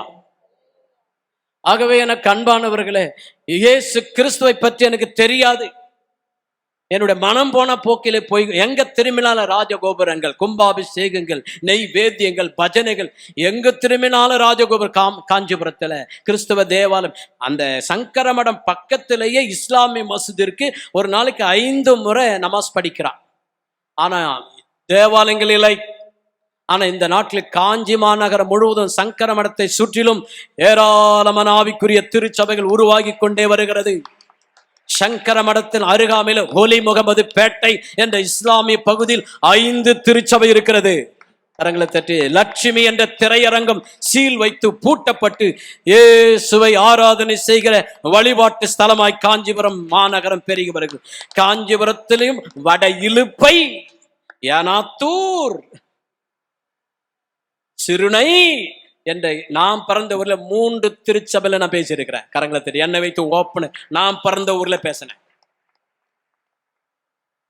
அல்லேலூயா. ஆகவே எனக்கு அன்பான இயேசுவை பற்றி எனக்கு தெரியாது. சுற்றிலும் திருச்சபை கிடையாது, அக்கம் பக்கம் விசுவாசி கிடையாது. பார்த்தா அம்பையா மாமி, சாவித்திரி மாமி, வேங்கலட்சுமி மாமி, பலராம, சிவராம, ரங்காச்சாரியா, இந்த மாதிரி ஆள் தாங்கிற. பீட்ரு, டேவிட், ஆண்ட்ரோ, எப்சிபா, பியூலா, அந்த மாதிரி ஆள்லாம் பார்க்க முடியாது. இங்க கண்கொள்ளா காட்சி, ஆராதனை முடிஞ்ச பைபிளை ஏந்தி கொண்டு போகிற காட்சி. அங்க பார்த்தா பட்டையும் கொட்டையும், சைவம் வைணவம் ஒண்ணு இப்படி போட்டிருப்பா, இல்லைன்னா இப்படி போட்டிருப்பா. அப்படி மடிச்சாறு கட்டிட்டு கும்பல் கும்பலா போயிட்டு இருக்கும். வெள்ளிக்கிழமை வெள்ளி ரதம், தங்க ரதம், அத்தி வரத திருவிழா, 40 லட்சம் மக்கள் மாநகரத்தை அப்படி சூழ்ந்து கொள்ளும். இப்படிப்பட்ட விக்கிரக கோட்டைக்குள்ளந்து தேவன் சொல்லுகிறார், பக்தி உள்ளவனை கர்த்தர் தனக்கென்று பிடிக்கிறார். பக்தியை குறித்து யாரும் எனக்கு சொல்லித்தர வேண்டிய அவசியம் இல்லை. அப்படி ஒரு பக்தி. கிறிஸ்தவன்னா எனக்கு தெரியாது. எங்களை பொறுத்தவரை பெரிய சிலுவை, காஞ்சிபுரம் அரசு பொது மருத்துவமனை, போஸ்ட் ஆபீஸ் எதிரே கிறிஸ்துநாதர் ஆலயம், அப்படி ஒரு சிஎஸ் சர்ச் இருக்கு. ரொம்ப வருஷத்துக்கு முன்னால மெயின் ரோட்ல எங்க ஊர்ல நான் பார்த்துருக்கேன். அங்க பெரிய சிலுவை இருக்கும். அதுல இருந்து ஃபாதர் இந்த மாதிரி அங்கி போட்டிருக்கணும், அவ கழுத்துல பெரிய சிலுவை தொங்கந்தா ஃபாதர் வரார், நமஸ்காரம், கிறிஸ்தவா, கரங்களை தெரியும். அதை தவிர ஒன்னும் தெரியாது. இந்த அங்கியில சிலுவைலாம் அவங்களெல்லாம் பாஸ்டாவே நாங்க என்ன பண்ண மாட்டோம். கிறிஸ்தவன்னு சொன்னா அங்கி போட்டிருக்கணும், சிலுவை பார்த்தா தான் கண்ணுக்கு. இப்பதான் வந்து பார்த்தோன்னு தெரியுது எது உண்மையான கிறிஸ்தவன். கரங்களை தெரியும். அல்லேலூயா. வேறூர்ல சொல்றாங்க, நன்னா பேராயிரவாளுக்கு பேராயிரம். அப்படி நான் சொல்ல, என்னுடைய நண்பர்கள் பிஷப்மார்கள் பேசிக் கொள்கிறார். காட்பாடியில 125வது ஸ்தோத்திர கூட்டத்துல பொன்னை அணைக்கட்டுல எல்லா பிஷப் மார்மத்துல நான் பேசினேன். இந்த பொடியனுக்கு எங்கிருந்து வந்து இந்த தைரியம். கரங்களை தெரியும், இப்படி பேசுறானே. என்னோட பைபிள்ல மடிப்பில்ல, குறிப்பில்ல, பிட்டு பேப்பர்ல அலுங்காம குலுங்காம நான் பேசிட்டு இருந்தேன். கரங்களை தெரியும், எல்லாம் கவனிச்சிட்டு இருந்தாங்க. எப்படி ஒரு கோவில் பூசாரி சீனிவாசன் இப்படி பேசுறாரு. ஆகவே எனக்கு அன்பானவர்களே, எங்களை பொறுத்தவரை இயேசு பற்றி ஒண்ணுமே தெரியாது. விசுவாசி கிடையாது, சர்ச்சு கிடையாது, கிறிஸ்தவ அக்கம் பக்கம் கிடையாது, இயேசுவை பற்றி சொல்லக்கூடிய ஒரு ஆள் கூட கிடையாது. அப்படிப்பட்ட சூழ்நிலையில நான் பிறந்தேன். என்னுடைய தகப்பனார் அந்த காலையில ரேடியோ ஒன்று ஆன் பண்ணுவார். ஒரு பழைய ரேடியோ வச்சிருந்தார். அந்த நாட்டில் டிவிலாம் கிடையாது. அப்படி யாராவது ஒரு டிவி இருந்தால் அவங்க தான் பெரிய வசதி படைச்சோம். அதுவும் அந்த டிவியில பார்த்தா வெள்ளிக்கிழமை ஒளியும் அப்படின்னு 1 மணி நேரம் ப்ரோக்ராம். இப்ப நம்ம ஆளுக்கெல்லாம் துக்க வெள்ளி, முதல் வெள்ளி, அப்புறம் 2வது வெள்ளி, 3 வெள்ளி, இப்படி. அங்க வெள்ளிக்கிழமை ஒளியும் அவ்வளவுதான். ஞாயிற்றுக்கிழமை ஒரு திரைப்படம், அப்புறம் வீடும் வயலும் டொங்கியும். வேற பொழுதுபோக்கே கிடையாது. என்னுடைய தகப்பனார செய்தி கேட்கக்கூடிய ஒரு வழக்கம். காலையில் அந்த ரேடியோ ஆன் பண்ணா ஆகாசவாணி செய்திகள் வாசிப்பவர் சரோஜ் நாராயண சுவாமி அப்படின்னு தடித்த குரல் வளம் பெற்ற ஒரு ஐயா தமிழ் செய்தியை வாசிப்பார். என்னுடைய தகப்பனார் மலையாளியா இருந்தபடியினால் அவருடைய செய்தி ரொம்ப பிடிக்கும். ஒரு பேப்பரும் ஒரு பேனா எடுத்து கேட்கக்கூடிய தமிழ் வார்த்தையை கேட்டு மலையாளத்தில் எழுதுவார். ஏன்னா அவர் எழுதுவது படித்தது அனைத்தும் மலையாளம். ஆனா தமிழ் வார்த்தையை கேட்டு மலையாளத்தில் எழுதி கொண்டு பொழுது விடிந்த உடனே மக்களை நம்ம சுற்றில என்ன நடக்குதுன்னு தெரிந்து கொள்ளுங்க அப்படின்னு அவர் பெற்றெடுத்த 15 பிள்ளைகளுக்கு கிளாஸ் எடுப்பார். அதுல சொல்ல மாட்டீங்களே, இந்த காலத்தை பாருங்க 2 ஆண்டு சமாளிக்க முடியல. நீ இங்க உட்காரு, நீ அங்க உட்காரு. ஐயோ, உங்களை கொண்டு போய் முதல்ல ஹாஸ்டல்ல என்ன பண்றேன் சேர்த்துற. 2 ஆண்டுகளை சமாளிக்க முடியல. அப்படி பாருங்க, 2 குழந்தை பார்த்தா அப்புறம் சகோதரி மாதிரிலாம் சியோன் குமாரத்தி குச்சி போல ஆனாள். ஆனா என்னுடைய தாய் 15 பிள்ளைகளை பெற்றெடுத்த மகராசி. எத்தனை கடவுளுடைய ஆசீர்வாதம். கரங்களை தெரிந்த பிள்ளைகளை வளர்க்க ஆள எவ்வளவு பலன். ஆகவே எனக்கு அன்பானவங்களை எல்லாம் உட்கார்ந்து அந்த டிவி ப்ரோக்ராம், டிவி கிடையாது ஒன்னே கூட, ஒரே ஒரு ரேடியோ. அதை சரோஜ் நாராயணசாமி செய்தி கேட்பார். அதன் பிறகு இன்று ஒரு தகவல். அவர் பேர் தென்கட்சிக்கோ சுவாமிநாதன். ஷார்ட்டா ஸ்வீட்டா ஜோக்கா பேசுவார். நம்மளுக்கு ஷார்ட்டாவும் பேச தெரியாது, ஸ்வீட்டாவும் பேச தெரியாது, ஜோக்காவும் பேசக்கூடாதான் பேசிட்டு மனம் புண்பட்டிருக்குமானால் மன்னிப்பு கோருகிறோம் அப்படின்னு கன்னியாகுமரியில் நிறைய பேர் மேல கேஸ் நடந்துட்டு இருக்கு. ஏன்னா அட்வொகேட்ல எங்க நண்பர்கள் தான். கரங்களை திட்டு என்னென்ன மெசேஜ் வருமோ எங்களுக்கு வந்துடும். ஆகவே எனக்கு அன்பான ஐயா சொல்லிட்டார், ஐயா தாராளமா பேசுங்க, எப்பவுமே 45 நிமிஷம் பேசுவோம், நீங்க 1 மணி நேரம் கூட பேசுங்கிறார். இல்ல ஒரு திருச்சபையின் ஒழுங்குக்கு ரட்சிக்கப்படுறது முன்னால ஒழுக்கமா தான் இருந்தேன். இதை தூக்கின பிறகுதான் ரொம்ப ரொம்ப ஒழுக்கமா இருக்க கற்றுக்கொண்டேன். அல்லேலூயா. நம்முடைய நல்ல ஆவியானவர், எல்லாம் சொல்ல மாட்டேல, நம்முடைய நல்ல ஆவியானவர். அப்புறம் வரமாட்டேன் பாதி வசனம். நல்ல ஆவியானவர், அப்புறம் பாதி வசனம் முடிக்க மாட்டேல. அப்படிதான் வரமாட்டேங்குத. எல்லாம் சொல்லுவ, என்னை செம்மையான வழியில நடத்துவாராக. கரங்களை தெரியும். நல்ல ஆவி இருந்தா பக்கத்துல போய் சொல்ல, நல்ல ஆவி இருந்தா செம்மையான வழியில நடக்கும். அல்லேலூயா, ஆமென். பிரியமானவர்களே, ஆகவே எனக்கு கண்பான அந்த ரேடியோவை கேட்டு இன்று ஒரு தகவல் ரொம்ப நகைச்சுவையெல்லாம் எழுதுவார். அதை சொல்ல நேரம் இல்லை. சிறு வயது அவர் சொன்ன நகைச்சுவை இன்னும் மனசுல பதிந்திருக்கு. நிறைய கருத்துக்கெல்லாம் சொல்லுவார்.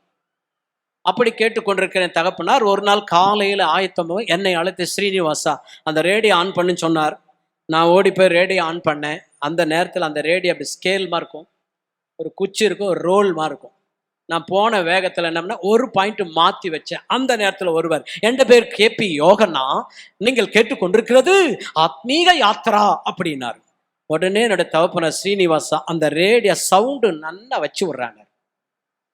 நான் ஃபுல்லா வச்சேன். இன்னும் கொஞ்சம் வைனாரு. ஏன்னா இதுவரையிலும் சரோஜ் நாராயணசாமி, தென்கட்சிக்கோ சுவாமிநாதன் இன்று ஒரு தமிழ்ல கேட்டுட்டு இருந்தோம். இன்னைக்கு யாரோ மலையாளத்துல செய்தி சொல்றாங்கன்னா மொழி பற்றி நிமித்தமாக என் தகப்பனார் அதை சவுண்டு வைக்க சொன்னேன். நான் சொன்னேன், அவ்வளவுதான்பா சவுண்டு, அதுக்கு மேல இல்லை. அப்போ உட்காரும் போது டாக்டர் கேபி யோகன்னா என்பவர், இதுல என்ன ஒரு விசேஷம்னா, ஆகாசவாணி செய்திகள் வாசிப்பவர் சரோஜ் நாராயண் சுவாமி அப்படி தன்னுடைய பேரை சொல்லி ஸ்டார்ட் பண்ணது போலவே இந்த மலையாளத்துல கிறிஸ்துவின் தேவ ஊழியர் ஒருவர், எந்த பேர் கேபி யோகன்னா, நீங்கள் கேட்டுக்கொண்டிருக்கிறது ஆத்மீக யாத்திரான்னு மலையாளத்துல சொல்லவே செய்தின்னு நினைச்சுதான் சவுண்டு வைக்க சொன்னார். ஆனா நேரம் போக போக அது செய்தி மாத்திரமல்ல, தேவனுடைய ராஜ்யத்தின் நற்செய்தி. கரங்களை தட்டி, இந்த ராஜ்யத்தின் சுவிசேஷம் சொல்ல மாட்டேல. மத்தேயு 24:14, இந்த ராஜ்யத்தின் சுவிசேஷம் சாட்சியாக பூலோகமெங்கும் பிரசங்கிக்கப்படும், அப்பொழுது முடிவு வரும். கரங்களை தட்ட, ராஜ்யத்தின் சுவிசேஷம். அது என்ன ராஜ்யத்தின்? இயேசு சோறு கொடுப்பார், கார் கொடுப்பார், அமெரிக்காவில் வேலை கொடுப்பார், புள்ள கொடுப்பார், அதெல்லாம் ராஜ்யத்தின் சுவிசேஷம். தன் நலம் மறந்து பிற நலத்துக்காக அர்ப்பணித்து மீட்பை பெற வேண்டும், நித்திய வாழ்வுக்கு தொடர வேண்டும். கரங்களுக்கு அதுக்கத்தான் அழைக்கப்பட்டது. அல்லேலூயா. ஆகவே எனக்கு அன்பானவர்களே, அந்த ரேடியோவில் நான் கேட்டுக்கொண்டிருந்தேன். அவர் மிக அழகாக இயேசு பிரானை பற்றி பேசினார். கடைசா நீங்க எந்த மதத்தை சார்ந்தவர்களா இருந்தாலும் இந்த ரேடியோ அருகாமல நீங்களும் கண்களை மூடி ஜபம் செய்யுங்கள், நாங்க உங்களுக்காக ஜபம் பண்றோம் அப்படி சொன்ன உடனே நான் யோசனை பண்ணேன், இவ்வளோ நேரம் அப்பா அதை தானே கேட்டிருந்தாரு. அம்மா ராஜேஸ்வரி, என்னோட அக்கா விஜயலட்சுமி, எங்கள் அண்ணன் மோகன சுந்தரம், என் தம்பி வரதராஜ பெருமாள், சீனிவாசன், நான், ஜெயக்கண்ண, மோகன சுந்தரம், பத்மஸ்ரீ, ஸ்ரீநாத் எல்லாம் வரிசையா படுத்துக்கிட்டு கேட்டுட்டு இருக்கிறோம். அப்போ அவர் ஜபன்னு சொன்னோன்னே நம்ம இருக்கிற, நான் கிறிஸ்தவால தேடி போல, கிறிஸ்தவர்கள் என்ன தேடி வரல, ஆனா ராஜ்யத்தின் சுவிசேஷம் என்னை தேடி வந்து விட்டது. கரங்களை தட்டி நான் இப்படி திரியங்க நமஸ்காரம் சொல்லுவா. ஏகங்க நமஸ்காரம், திரியங்க நமஸ்காரம், பஞ்சாங்க நமஸ்காரம், அஷ்டாங்க நமஸ்காரம், சாஷ்டாங்க நமஸ்காரம், அதெல்லாம் சொல்ற நேரம் இல்லை. ஆக நான் 2 கையை அப்படி வச்சு அப்படியே கண்களை மாத்திரம் மூடிண்டு அப்படியே நெஞ்சில கையை வச்சு கண்ணை மூட ஆரம்பிச்சேன். எங்க அப்பா டென்ஷன் ஆயிட்டாரு.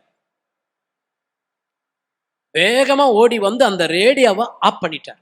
நான் கண்ணை திறந்து பார்த்தேன். ஏன் டேடி ஆஃப் பண்ணீங்க? எவ்வளவு அழகா பிரார்த்தனை பண்ற, மனசுக்கு ஆறு. என்ன எனக்கு வேதாந்தம் பேசுறியா? நீ யாருடா? இப்ப நீ என்ன பண்ணணும்?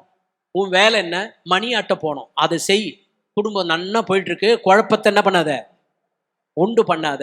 அப்ப அம்மா சொன்னாங்க, ஏங்க நீங்க தான் இவ்வளவு நேரம் கேட்டுட்டு இருந்தீங்க, சவுண்டு வைடா நீங்க விடுங்க, அவன் சின்ன பிள்ளை, அவனுக்கு போய் சொல்லிக்கிட்டு என்னடா இது, வீட்டிலே விட்டாக்கா ஜப கூட்டமே நடத்திடுவ போல் இருக்கு. எங்கந்திரா வந்தானே இந்த கிறிஸ்தவங்க, உங்களுக்கு என்ன தெரியும், இங்க வா, சின்ன பிள்ளை, நீ சொன்ன தெரியாது. எங்க அம்மா எனக்கு சப்போர்ட், எங்க சின்ன பிள்ளை விடுங்க, தெரியாம பண்ணிட்டான். இது பாய்சன், ஆரம்பத்துல கட் பண்ணினோம் அப்படின்னு என்னை கூப்பிட்டார். தோல் மேல கை போட்டு, மகனே நீ சின்ன பிள்ளை, சொன்ன புரியாது, இந்த இயேசுநாதர் வெள்ளைக்கார கடவுள். இந்த கிறிஸ்தவனுக்குலாம் அமெரிக்கா வந்து பணம் வருது, ஒரு ஆளை பிடிச்சிட்டு போய் விட்டோம்னா இவளை சேலரி கொடுக்குறான். அதனால இயேசுபிரான் சொன்னாரு, அவ சீஷராக்குறானோ இல்லையோ, முதல்ல கிறிஸ்தவன் ஆக்கிடுவான். போட்டு ஒரு குட்டையில போய் முழுக்கி எடுத்துட்டானா, சாஸ்திரம் சம்பிரதாயம் எதுவும் பண்ணக்கூடாது, நம்மளை பிரிச்சு அப்படியே கிறிஸ்டிலே கொண்டு போயிடுவான். ஜரதீட்சைன்னு சொல்லுவான்.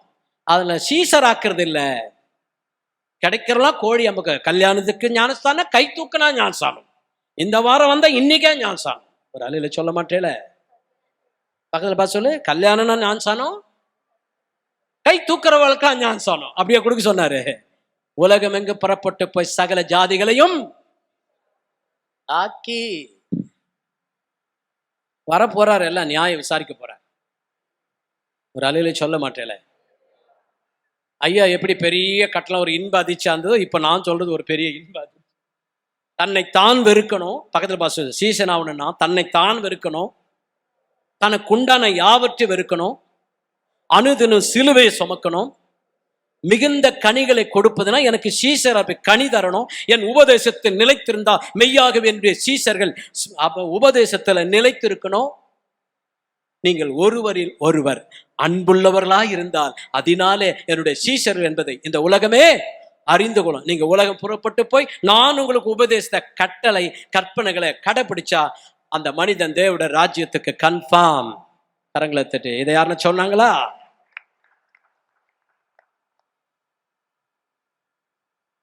எதை நோக்கி ஓடிக்கொண்டிருக்கிறது? அதுதான் ஐயா சொன்ன, கட்டடத்தை பார்க்காதீங்க, கும்பலை பார்க்காதீங்க. நல்ல ஒரு கேள்வி. ஆகவே எனக்கு அன்பானவர்களே, என்னோட தகப்பனாருக்கு எனக்கு வாக்குவாதம். அப்புறம் என் தோல் மேல கைப்பட்டு, இதுவே முதலும் கடைசி, இன்னொரு முறை இந்த வீட்டில் இந்த இயேசுபிரான் அதெல்லாம் பேசக்கூடாது அப்படின்னு சொல்லிட்டார். இந்த ரேடியோ அங்கேதான் நீ கேட்ப அப்படின்னு சொல்லிட்டு இருந்த ஒரே ஒரு ரேடியோ அவர் ரூம்ல கொண்டு போய் வச்சுட்டார். ஒரு வாரத்துக்கு பிறகு கிறிஸ்தவருடைய குட் ஃப்ரைடே, புனித வெள்ளின்னு வந்தது. இப்போ புனித வெள்ளிக்கு சார்லஸ் செபினஸ் ஏற்கனவே விஜய் சேல இருக்கும்போது பேசினேன். இப்படி மறுபடியும் சீட்டு 80 பேருக்கே விழுந்துட்டு இருக்கு. குட் ஃப்ரைடே 7 வார்த்தையும் 2 மணி நேரம் நான் தான் செம்பாக்கா அட்வான்ஸ் கரங்களை தெரியும், என் பேருக்கு சீட்டு விழுந்திருக்கு. அப்போ அந்த குட் ஃப்ரைடே நாட்டில் ரேடியோவில், எந்த ரேடியோவில் இயேசுபிரான் பாட்டை கேட்கக்கூடாதுன்னு சொன்னாரோ அதே ரேடியோ வழியாக ஒரு பாட்டை கேட்டேன். அது என்ன பாட்டுனா, கேளுங்கள் தரப்படும், தட்டுங்கள் திறக்கப்படும், தேடுங்கள் கிடைக்கும் என்றார். இயேசு தேடுங்கள் கிடைக்கும் என்றார். அது பெரிய பாட்டு. அப்ப பாடணும்னா காலை கூட்டம் மாலை கூட்டம் ஆயிடும். பரவாயில்லையா? இந்த பாட்டு நான் கேட்டதே இல்லைங்க அப்படின்னு சொல்ற நண்பர்கள் மாத்திரம் வலது கையை உயர்த்து. எவ்வளவு சிறப்பம்சம் பாத்தீங்களா? கரங்களை தட்டி. எல்லாருக்கும் சரித்திரம் படைத்திருக்கு. இந்த பாட்டு தெரியாதா? கிறிஸ்தவ மரமண்டிக்கு புரியுதோ இல்லையோ, என்ன மாதிரி சீனிவாசனுக்குலாம் நல்லா புரியுது அந்த பாட்டு. பக்கத்துல பாசவங்க பாட்டு எழுதுனா அந்த மாதிரி எழுதணும். அரசியல் தலைவரை பத்தியில, சாமியாரை பத்தியில, சினிமா நடிகரை பத்தியில, இயேசு கிறிஸ்துவை பற்றி ஒரே ஒரு பாட்டு, சரித்திரம். முதல் 2 சரணத்தை விட்டுட்டேன். அப்புறம் பெத்லகேம் நகரில் அப்படிதான் ஸ்ருதி மிருத்தின்னு சொல்லுவான். நல்லா யார் பெத்த பிள்ளைய நல்லா வாசிக்கிறாங்க. கரங்களை தெரியும். என்னால பாடாமலே இருக்க முடியல. அப்படியே சுதி சுத்தமா ஸ்கேல் மாறாம கரெக்டா பிடிக்கிறாங்க. பிரதர் ஆராதனை அப்படியே இன்னும் அப்படி மகிமையா இருக்கும். உங்களுக்கு எப்படி இருந்தோ எனக்கு மகிமையா இருந்தது. ஒரு அலையில சொல்லுங்க. என்ன ஒண்ணு, அவரும் உட்காந்து பாட்டு நின்று பாட்டு பாடியாச்சு. நான் வேற பாட்டு பாடி நேரத்தை என்ன பண்ண முடியல. சத்தியமே ஜெயதே, சத்தியமே உங்களை விடுதலையாக்கும். கரங்களை தெரியும். சத்தியத்தை அறிவீர்கள், சத்தியம் உங்களை விடுதலையாக்கும். சத்தியமா சொல்றேன், நீங்க பாடுற பாட்டு உங்களை விடுதலையாக்காது, சத்தியம்தான் உங்களை விடுதலையாக்கும். கரங்களை தட்டி தேவநாமத்தின் மகிமைக்காக பாடணும். ஒரு இடத்துல போனேன், பாட்டே 25 பாட்டு, உட்காந்து பாட்டு, நின்று பாட்டு, சாட்சி சொல்ல விட்டா அவங்க ஒரு பாட்டு, அது ஒரு சரணம் பாடின போல ஒரு 4 சரணத்தையும் பாடிட்டு அதுல ஒரு ஆராதனை வேற. எங்க நேரத்தான் கொள்ளையடிக்க சில நண்பர்களா இருக்கிறாங்க. அம்மா ஜபம் பண்ணுன்னு விட்ட பாவம். அதனாலதான் கன்னியாகுமரிலாம் அல்லேலூயா அப்படின்னா ரொம்ப நேரம் ஆகுதையா அப்படின்னு அர்த்தமா. தோத்திரம் அப்படின்னா போதும் நிறுத்து அப்படின்னு அர்த்தம். அப்படி ஒரு சிக்னல் ஆவிக்குரியவர்கள் கன்னியாகுமரி வச்சிருக்காங்க. இல்ல பெல்லு இருக்காது, பிரேக்கும் கொடுத்த குறிப்பை விட்டுட்டு எங்கெங்கயோ போயிட்டு இருக்கோம். அடுத்த முறை அவங்க அம்மாவுக்கு ஜபம் கொடுத்தாவே திருச்சபையே நடுங்குகிறது. ஆகவே எனக்கு அன்பானவர்களே, நான் அந்த பாடலை கேட்கும் போது என்னோட அப்பாவை போல பேப்பர் எடுத்த, பேனை எடுத்த, பாட்டை எழுதிட்டேன். பல்லவி அனுபல்லவி சரணம் 1 2 3 4 எழுதி மடமடமடம் பத்திரிகை மாதிரி எழுதிட்டேன். எழுதிட்டு வந்து அப்பா தான் கிறிஸ்தவ பாட்டை கேட்கக்கூடாதுன்னு சொல்லியிருக்கிறாரு. இது வேற. பெத்லகேம் நகரில் மாட்டு தொழுவம் அதில் பிறந்தார் பரமபிதா, சூசை கன்னி மரியின் மடியில் தவழ்ந்தாரே சுபிதா அப்படின்னு சொல்லி அவர் 30வது 6 வயது 12 வயது 30 வயது ஞானசானம் எடுக்கணும். எங்க எடுக்கணும், எப்படி கொடுக்கணும், யோவான் திருமுழுக்கு முனிவர், யோர்தான் ஆற்றங்கரை, 12 வயது எருசலேம் ஆலயத்து குருக்கள் மத்தியில் அப்படி பேசும்பொழுது இயேசுபிரான கிட்ட கேள்வி கேட்டா டான்னு வரும். ஆனா இயேசுபிரான் ஒரு கேள்வி கேட்டார்னு வச்சுக்க, இந்த ஜென்மத்துல பதில் சொல்ல ஒருத்தனும் பிறக்கல. கரங்களது அப்படி ஒரு. ஏன்னா மற்றவள படிச்சு இறையியல், பொறியியல், துவையியல் எத்தனையோ படிச்சு, ஆனா இவர் வேதபாரகரை போல் போதியாமல் அதிகாரமுடையவராய் போதித்தார். கரங்களை ஆச்சரியப்பட்டார்கள். எங்கிருந்து வந்தது இந்த ஞானம்? அவர் கேள்வி கேட்க பதில் சொல்ல முடியல. எல்லாரும் ஆச்சரியப்படுறாங்க. எருசலேம் நகரம், அன்னை மரியாள், யோசேப்பு எல்லாம் எப்படி வருது இந்த ஞானம்? இவர் கல்லாதவர் ஆச்சே. இந்த 12 வயதுல என்ன ஞானம், அனந்த ஞானம். ஆகவே அந்த பாடலை எழுதும் போதுதான் இயேசு சரித்திரம் என்ன பண்ண, அன்பு குழந்தைகள் அருகினில் இருப்பதே ஆண்டவன் தொண்டு என்றார். இயேசு ஆண்டவன் தொண்டு என்றார். எனக்கு பிடிச்ச வார்த்தை எல்லாம் அந்த ரெட் கலர்ல நான் கோடு போட்டிருப்பேன். எனக்கு பிடிச்ச வார்த்தை அது என்ன தெரியுமா?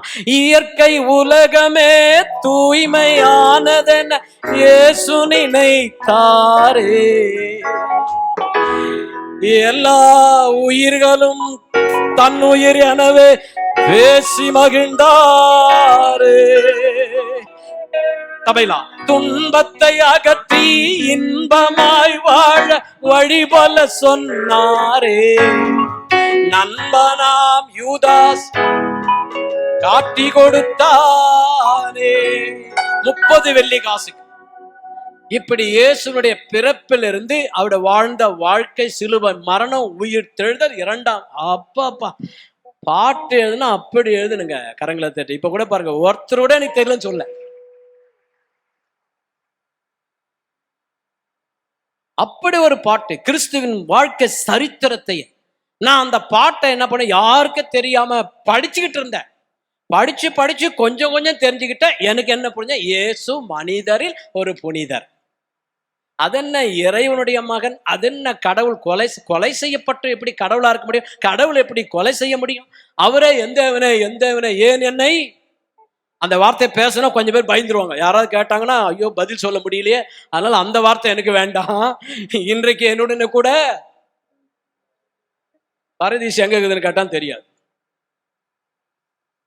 ஆகவே எனக்கு அன்பானவர்களே, எனக்கு ஒன்றுமே புரியவில்லை. அந்த பாட்டு மட்டும்தான் புரிஞ்சுது. ஆனா அது என்ன இறைமைந்தன் தெரியல, ரத்த சிந்திட்டாரு, அதெல்லாம் எனக்கு புரியாது. கடவுள் இயேசு மனிதரில் ஒரு புனிதர், இப்படிதான் இருந்தேன். அப்புறம் 3வது ஒரு முறை வாய்ப்பு, சென்னை பட்டணம் திருவொற்றியூர் தேரடி என்னுடைய அக்கா விஜயலட்சுமி விவாகம் பண்ணி கொடுத்த இடம். அதை முடிச்சுட்டு மெரினா பீச்சுக்கு போகலான்னு சொல்லி ராஜா கடை என்ற இடத்துக்கு வந்தேன். அங்க கங்கா காவேரி என்ற திருமண மண்டபத்துல 3வது நாள் சுவிசேஷ கூட்டத்துல இந்த தபைலா இசைக்கருவில எடுத்துட்டு போய் ஏதோ பாட்டு கச்சேரின்னு சொல்லி தபைலா எடுத்துட்டு வந்த பிரதர்ஸ் பின்னால உள்ள வந்துட்டேன். அப்படி உள்ள வரும்போது ஒரு சகோதரி எழுந்து, பிரைஸ் தி லார்ட் பிரதர், வாங்க வாங்க அப்படி கையை பிடிச்சுக்கிட்டார். நான் ஓம் ஸ்ரீராம ஜெயின் சொல்றாரு, என்னை பார்த்து முதல்ல பிரைஸ்லாம் கையை வேற பிடிச்சிக்கிட்டு அவர் சொல்றார். நான் கேட்ட, அங்கிள் என்னவோ பீஸ்லால்னு சொன்னேல, அப்படின்னா என்னன்னு? பீஸ்லால் இல்ல பிரதர், கொஞ்சம் சொல்லுங்க, பிரைஸ் தி லார்ட் அப்படின்னாரு. எனக்கு வரமாட்டேங்குது. அப்படின்னா என்ன அர்த்தம் அப்படி கேட்டேன். கர்த்தருக்கு ஸ்தோத்திரம். முதல்ல அர்த்தத்தை கேட்டேன், ஒரு அறையில சொல்ல மாட்டீங்க. 2வது கர்த்தர்னா என்னதுன்னு கேட்டேன். அவர் சிரிச்சுக்கிட்டே, முதல்ல இந்த பாட்டு தாள் பிடிங்க பிரதர், ₹1 தான், உள்ள போனீங்கன்னா எல்லாமே புரியும்னாரு. நான் சில்லறை இல்லையேன்னு சொன்னேன். பரவாயில்ல சும்மாவே வச்சுங்க. அப்படின்னா கொடுங்க பிரதர்னு அந்த பாட்டு தாளை வாங்கிட்டு பிரிச்சு படிக்கிறேன். ஜெயம் கொடுக்கும் தேவனுக்கு கோடி கோடி ஸ்தோத்திரம் அப்படி படிச்சுக்கிட்டே வரேன். என்னுடைய ருத்ராட்ச கொட்டையும் திருநாம பட்டையும் காவி சட்டையும் பார்த்து நான் உள்ள வரும்போது அங்க இருந்த 10-15 பொம்மநாட்டி முக்காடுலாம் போட்டிருக்கிறத பார்த்து, என்ன பாட்டு கச்சேரியில முக்காடுலாம் போட மாட்டேன், இங்க பொம்மநாட்டிக்கெல்லாம் முக்காடு போட்டிருக்குதே அப்படின்னு நான் முக்காடு போட்ட பொம்மநாட்டியை பார்த்து நான் சிரிக்க, இந்த ருத்ராட்ச கொட்டையும் திருநாமையும் பட்டையும் பார்த்து என்ன பார்த்து அவ சிரிக்க, ஒரே காமெடி. உள்ள வந்தேன். நான் உட்கார்ந்த பின்னால உட்கார்ந்தா எந்திரிச்சு ஓடி போறதுக்கு சௌகரியமா இருக்குமா? கிறிஸ்தவர்களுக்கு பிடிச்ச ஒரே வசனம், எல்லாரும் சேர்ந்து சொல்லுவோம், என் ஆத்துமாவே. அப்படின்னா பாதி பேர் திருவான்மை பஸ் ஸ்டாண்ட்ல இருப்பான். அதுக்கப்புறம் ஆயர் கர்த்தருடைய ஆசீர்வாதம் தம்முடைய முகத்தை உண்மையை பிரசன்னமாக்கி கிருபையார். அப்புறம் ஒரு பசுத்த முத்தத்தோடு என்ன பண்ணோம், என் சிஸ்டர் போன வர வரல, பிரதர் எப்படி இருக்கார், அதெல்லாம் கிடையாது. இங்க ஆரம்பிச்சோன்னு ஜபம், ஆளை விடுவிட அப்பா. அதுக்கே கடிகாரத்தை இப்படி பாக்குறது அப்படி பாக்குறது, எந்திரிச்சு போறது. அதனால்தான் பாருங்க, மெய்யான பக்தர்களுக்கெல்லாம் பொய்யான தேவர்கள். அல்லேலூயா. ஆனா பொய்யான தேவர்களுக்கு மெய்யான பக்தர்கள். எபிராயினுடைய பக்தி காலையில் தோன்றி மறையக்கூடிய பனிக்கு ஒப்பா இருக்கிறது. அப்படி இருக்கக்கூடாது பிரியமானவர்களே. ஆகவே நான் திருமண மண்டபத்தில் உள்ள போனேன். முன் வரிசையில் நான் கொஞ்சம் குள்ளமா இருக்கிறேன் இல்லையா, உயரமான நபர் வந்துட்டு அந்த மேடையில பாட்டு பாடுற ஹீரோ முகம் தெரியாது. அந்த தபைலா வாசிக்கும் போது விரல ஸ்ருதி மிருதி தக தக ததம் ததக் ததக் அப்படின்னு அந்த விரலையே பார்ப்பேன்.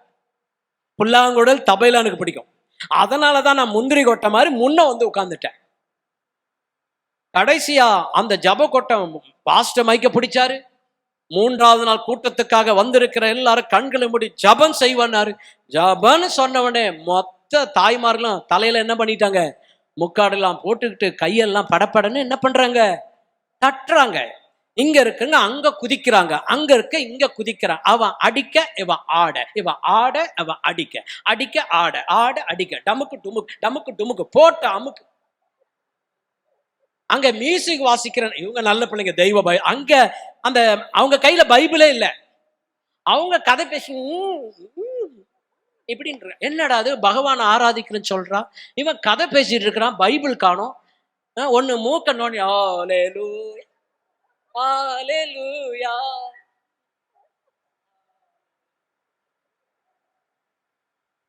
அங்க மார்போடு அணைப்பாரே அப்படின்னு ஒருத்த பாடினா, இது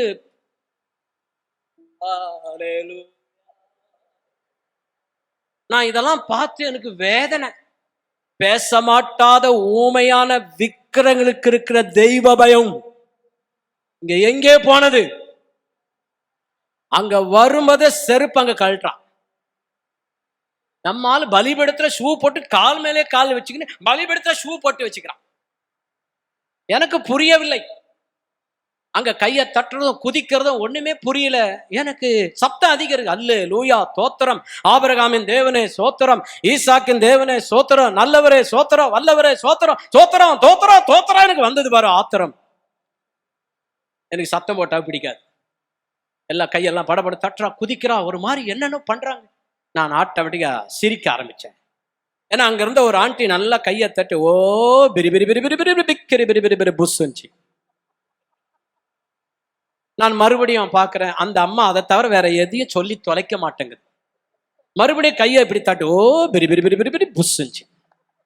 இன்னும் ஆளை பார்த்தா நன்னாதான் இருக்கிறா, என்னவோ சொல்லுதானே எனக்கு புரிய மாட்டேங்குதுன்னு நான் அப்படியே சைட்ல திரும்பி அந்த ஆண்டி என்ன சொல்றாங்களோ அதை போல நாமளும் சொல்லி பார்க்கலான்னு சொல்லி அதை தான் திருப்பி திருப்பி சொல்லிட்டு நானும் ஓ பெரி பெரி பெரி பெரி புஷ்ஷுன்னா எனக்கு சிரிப்பா வந்து விட்டேன்.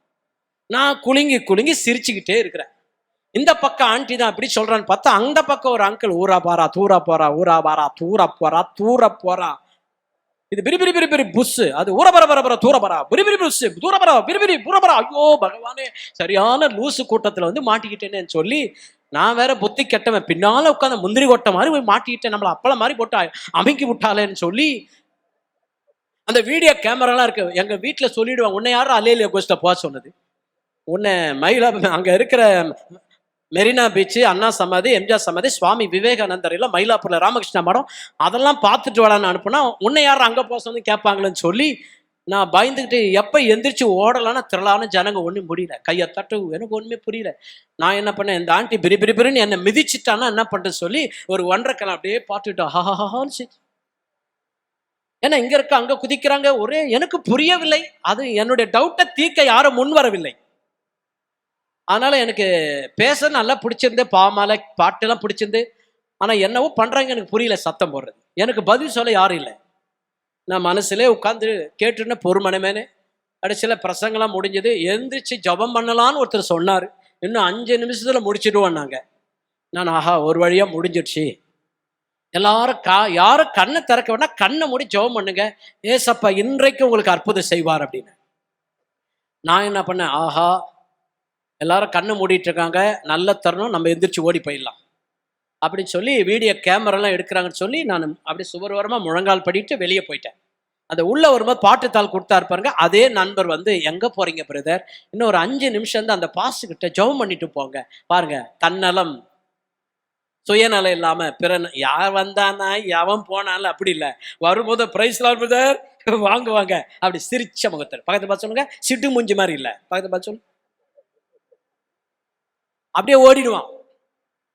என்னை யாருமே கண்டுக்கல, என்னை யாருமே வெல்கம் பண்ணல, நான் தனித்து விடப்படுகிறேன், புதிதா வந்தவங்கள அன்போடு வரவேங்க, முடிஞ்சா உங்கள் துக்க சந்தோஷமா மாறுன்னு சொல்லுங்க, எங்க அட்வென்ட் கிறிஸ்துவ திருச்சபை உங்களை வரவேற்கிறது, உங்களுக்காக நாங்கள் ஜெபிக்கிறோம்னு சொல்லுங்க.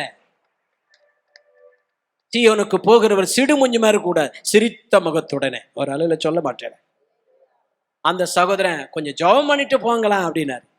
சரி, இவரே இவ்வளவு அன்பா இருக்கிறாரா, இவர் சொல்ற இயேசுநாதர் எப்படி இருப்பாரு, என்னதான் பண்றாங்க, இந்த பிரி பிரி பிரி தூர போறா, எனக்கு தமாசா இருக்குன்னு சொல்லி இங்க இருந்து சிரிச்சிட்டு இருந்தேன். நான் வெளியில போய் யாருமே என்ன பார்க்கலன்னு நினைச்சு கையை கட்டிக்கிட்டு வேடிக்கை பார்த்துட்டு இருக்கிறேன். கடைசி அந்த ஊழியக்கார், பிரியமானவர்களே உங்களுக்காக பைபிள் இருந்து நான் ஒரு வசனம் படிக்க போறேன்னு சொல்லி லூக்கா 19 அதிகாரம் 3ஆம் வசனம் எடுத்தாரு. இயேசு எப்படிப்பட்டவரோ என்று அவரை பார்க்க வகை, அவர் பைபிள் படிக்க போறேன்னு சொன்ன உடனே நான் என்ன நினைச்சேன், இந்த ஜப கூட்டத்துக்கு பெல் இல்லை, பிரேக் இல்லை அப்படின்னு சொல்லி நான் எந்திரிச்சு வெளியே போயிட்டேன். அங்க பெரிய பெரிய பாக்ஸ் ஒலிபெருக்கெல்லாம் வைக்கப்பட்டிருக்கு. அந்த ஊழியக்காரைய வசனம் வாசிக்கும் சரியா இருந்து பாருங்க. இவ்வளவு நேரம் புரியாத பிரசங்கம் குள்ள சகையை பத்தி. அவன் குள்ளமான மனுஷன், மிக செல்வந்தனான மனுஷன், எல்லாம் இருந்தது. அவனுக்கு மீட்பு இல்லை, நிலை வாழ்வு இல்லை. ஏசு எப்படிப்பட்டவரோன்னு பார்க்க வந்தோம்னா என்ன மாதிரியே குள்ளமா இருக்கிறன்னு பத்தி பேசுறாங்கன்னு சொல்லி அது ஒண்ணு மாத்திரம் கேட்டுட்டு போனா உள்ள வந்தவன் தான் கர்த்தரனை அந்த கூட்டத்தில் அழைத்து அபிஷேகம் பண்ணி ஊழியக்காரனை மாற்றி அதே மண்டபத்தில் 37 முறை பிரசங்கம் பண்ணி அது சென்னை பட்டணத்துல நாடோடிய பரதேசியா வந்த என்னை இன்றைக்கு உன் பேரை பெருமைப்படுத்துவேன், நீ ஆசீர்வாதமாய் இருப்பாய். கரங்களை தட்டி சகல ஜாதிகளிலும் இன்னைக்கு என்னுடைய குடும்பம் எல்லாம் ரட்சிக்கப்பட்டு இந்த மீட்பின் அனுபவத்தை பெற்றுக்கொண்டு இயேசு வரப்போகிற இந்த நிலை வாழ்வுக்கு என்னுடைய குடும்பம் ஆயத்தமா இருக்கிறார்கள். கரங்களை தட்டி அல்லேலூயா. மோகன் சி லாசரஸ் எல்லாம் 7 முறை பயன்படுத்தினார். எல்லா 300 கிருபாசனத்துல பேசியிருக்கிறேன். கிறிஸ்துவ சிஎஸ்ஐ ஸ்தாபனம், இசிஐ ஸ்தாபனம், எல்லா ஸ்தாபனத்திலும் தேவன் என்னை பயன்படுத்தி வருகிறார். கர்த்தருடைய நாமத்துக்கே மகிமை. காரணம், கிறிஸ்துவ வாழ்வின் அழைப்பு சுயநலம் இல்லாமல் தன்னலம் மறந்து பிற நலத்திற்காக ஒரே ஒரு வாழ்வு. ஒரு நாள் மரணம் வரப்போகிறது. ஆனா அதுல வருகிற இடையூறுகள், துன்பங்கள் எதுவா இருந்தாலும் சிலுவை சுமந்து கொண்டு நீங்கள் பின்பற்றி செல்லும் போது நிச்சயமாக மரணத்துக்கு பிறகு நீங்க யாரா இருந்தாலும் உங்களுக்கு ஒரு நிலை வாழ்வு இருக்கு. எல்லாம் எழுந்து நிற்போம், ஜபம் செய்வோம், எல்லாரும் கண்களை மூடுவோம். ஒருவரில் ஒருவர் அன்புடன் இருந்தால் உலகம் நம்மை எடுத்தே. ஒருவரில் ஒருவர் அன்புடன் இருந்தால் உலகம் நம்மை எடுத்தே. இயேசுவின் சீடர் இவர்கள் என்றெம்மை சாட்சி பகர்ந்திடுமே, நல் சாட்சி பகர்ந்திடுமே. தெய்வ அன்பின் ஜீவியமே, தெய்வதாசருக்கு அவசியமே. எல்லாம் ஒரு விஷயம் என்னோடு சேர்ந்து. அன்பின் ஜீவியமே, தெய்வதாசருக்கு அவசியமே. எது இருந்தாலும் அன்பில்லையானா பலன் ஒன்றும் இல்லை அன்றோ. எது இருந்தாலும் அன்பில்லையானா பலன் ஒன்றும் இல்லை அன்றோ. தேவன் அன்பாக இருப்பதினாலே, தேவன் அன்பாக இருப்பதினாலே அன்பினால் நிறைந்திடுவோ. தெய்வ அன்பினால் நிறைந்திடுவோ. தேவ அன்பின் ஜீவியமே, தெய்வதாசருக்கு அவசியமே. இந்த பரிசுத்தமான ஆராதனைக்கு ஒருவேளை நீங்கள் இந்த ஆராதனைக்கு புதுமையாக தற்செயலாக வந்திருக்க கூடும். இப்படித்தான் ஒரு நாள் சுவிசேஷ கூட்டத்துல யாரும் விசாரிப்பாரற்ற நிலையில ஆண்டுடைய சுவிசேஷ வார்த்தையை கேட்டேன். நீ போய் பரிசுத்தமா இப்படியெல்லாம் பண்ணிட்டு திருச்சபைக்கு வான்னு என்ன ஆண்டவர் அழைக்கவில்லை.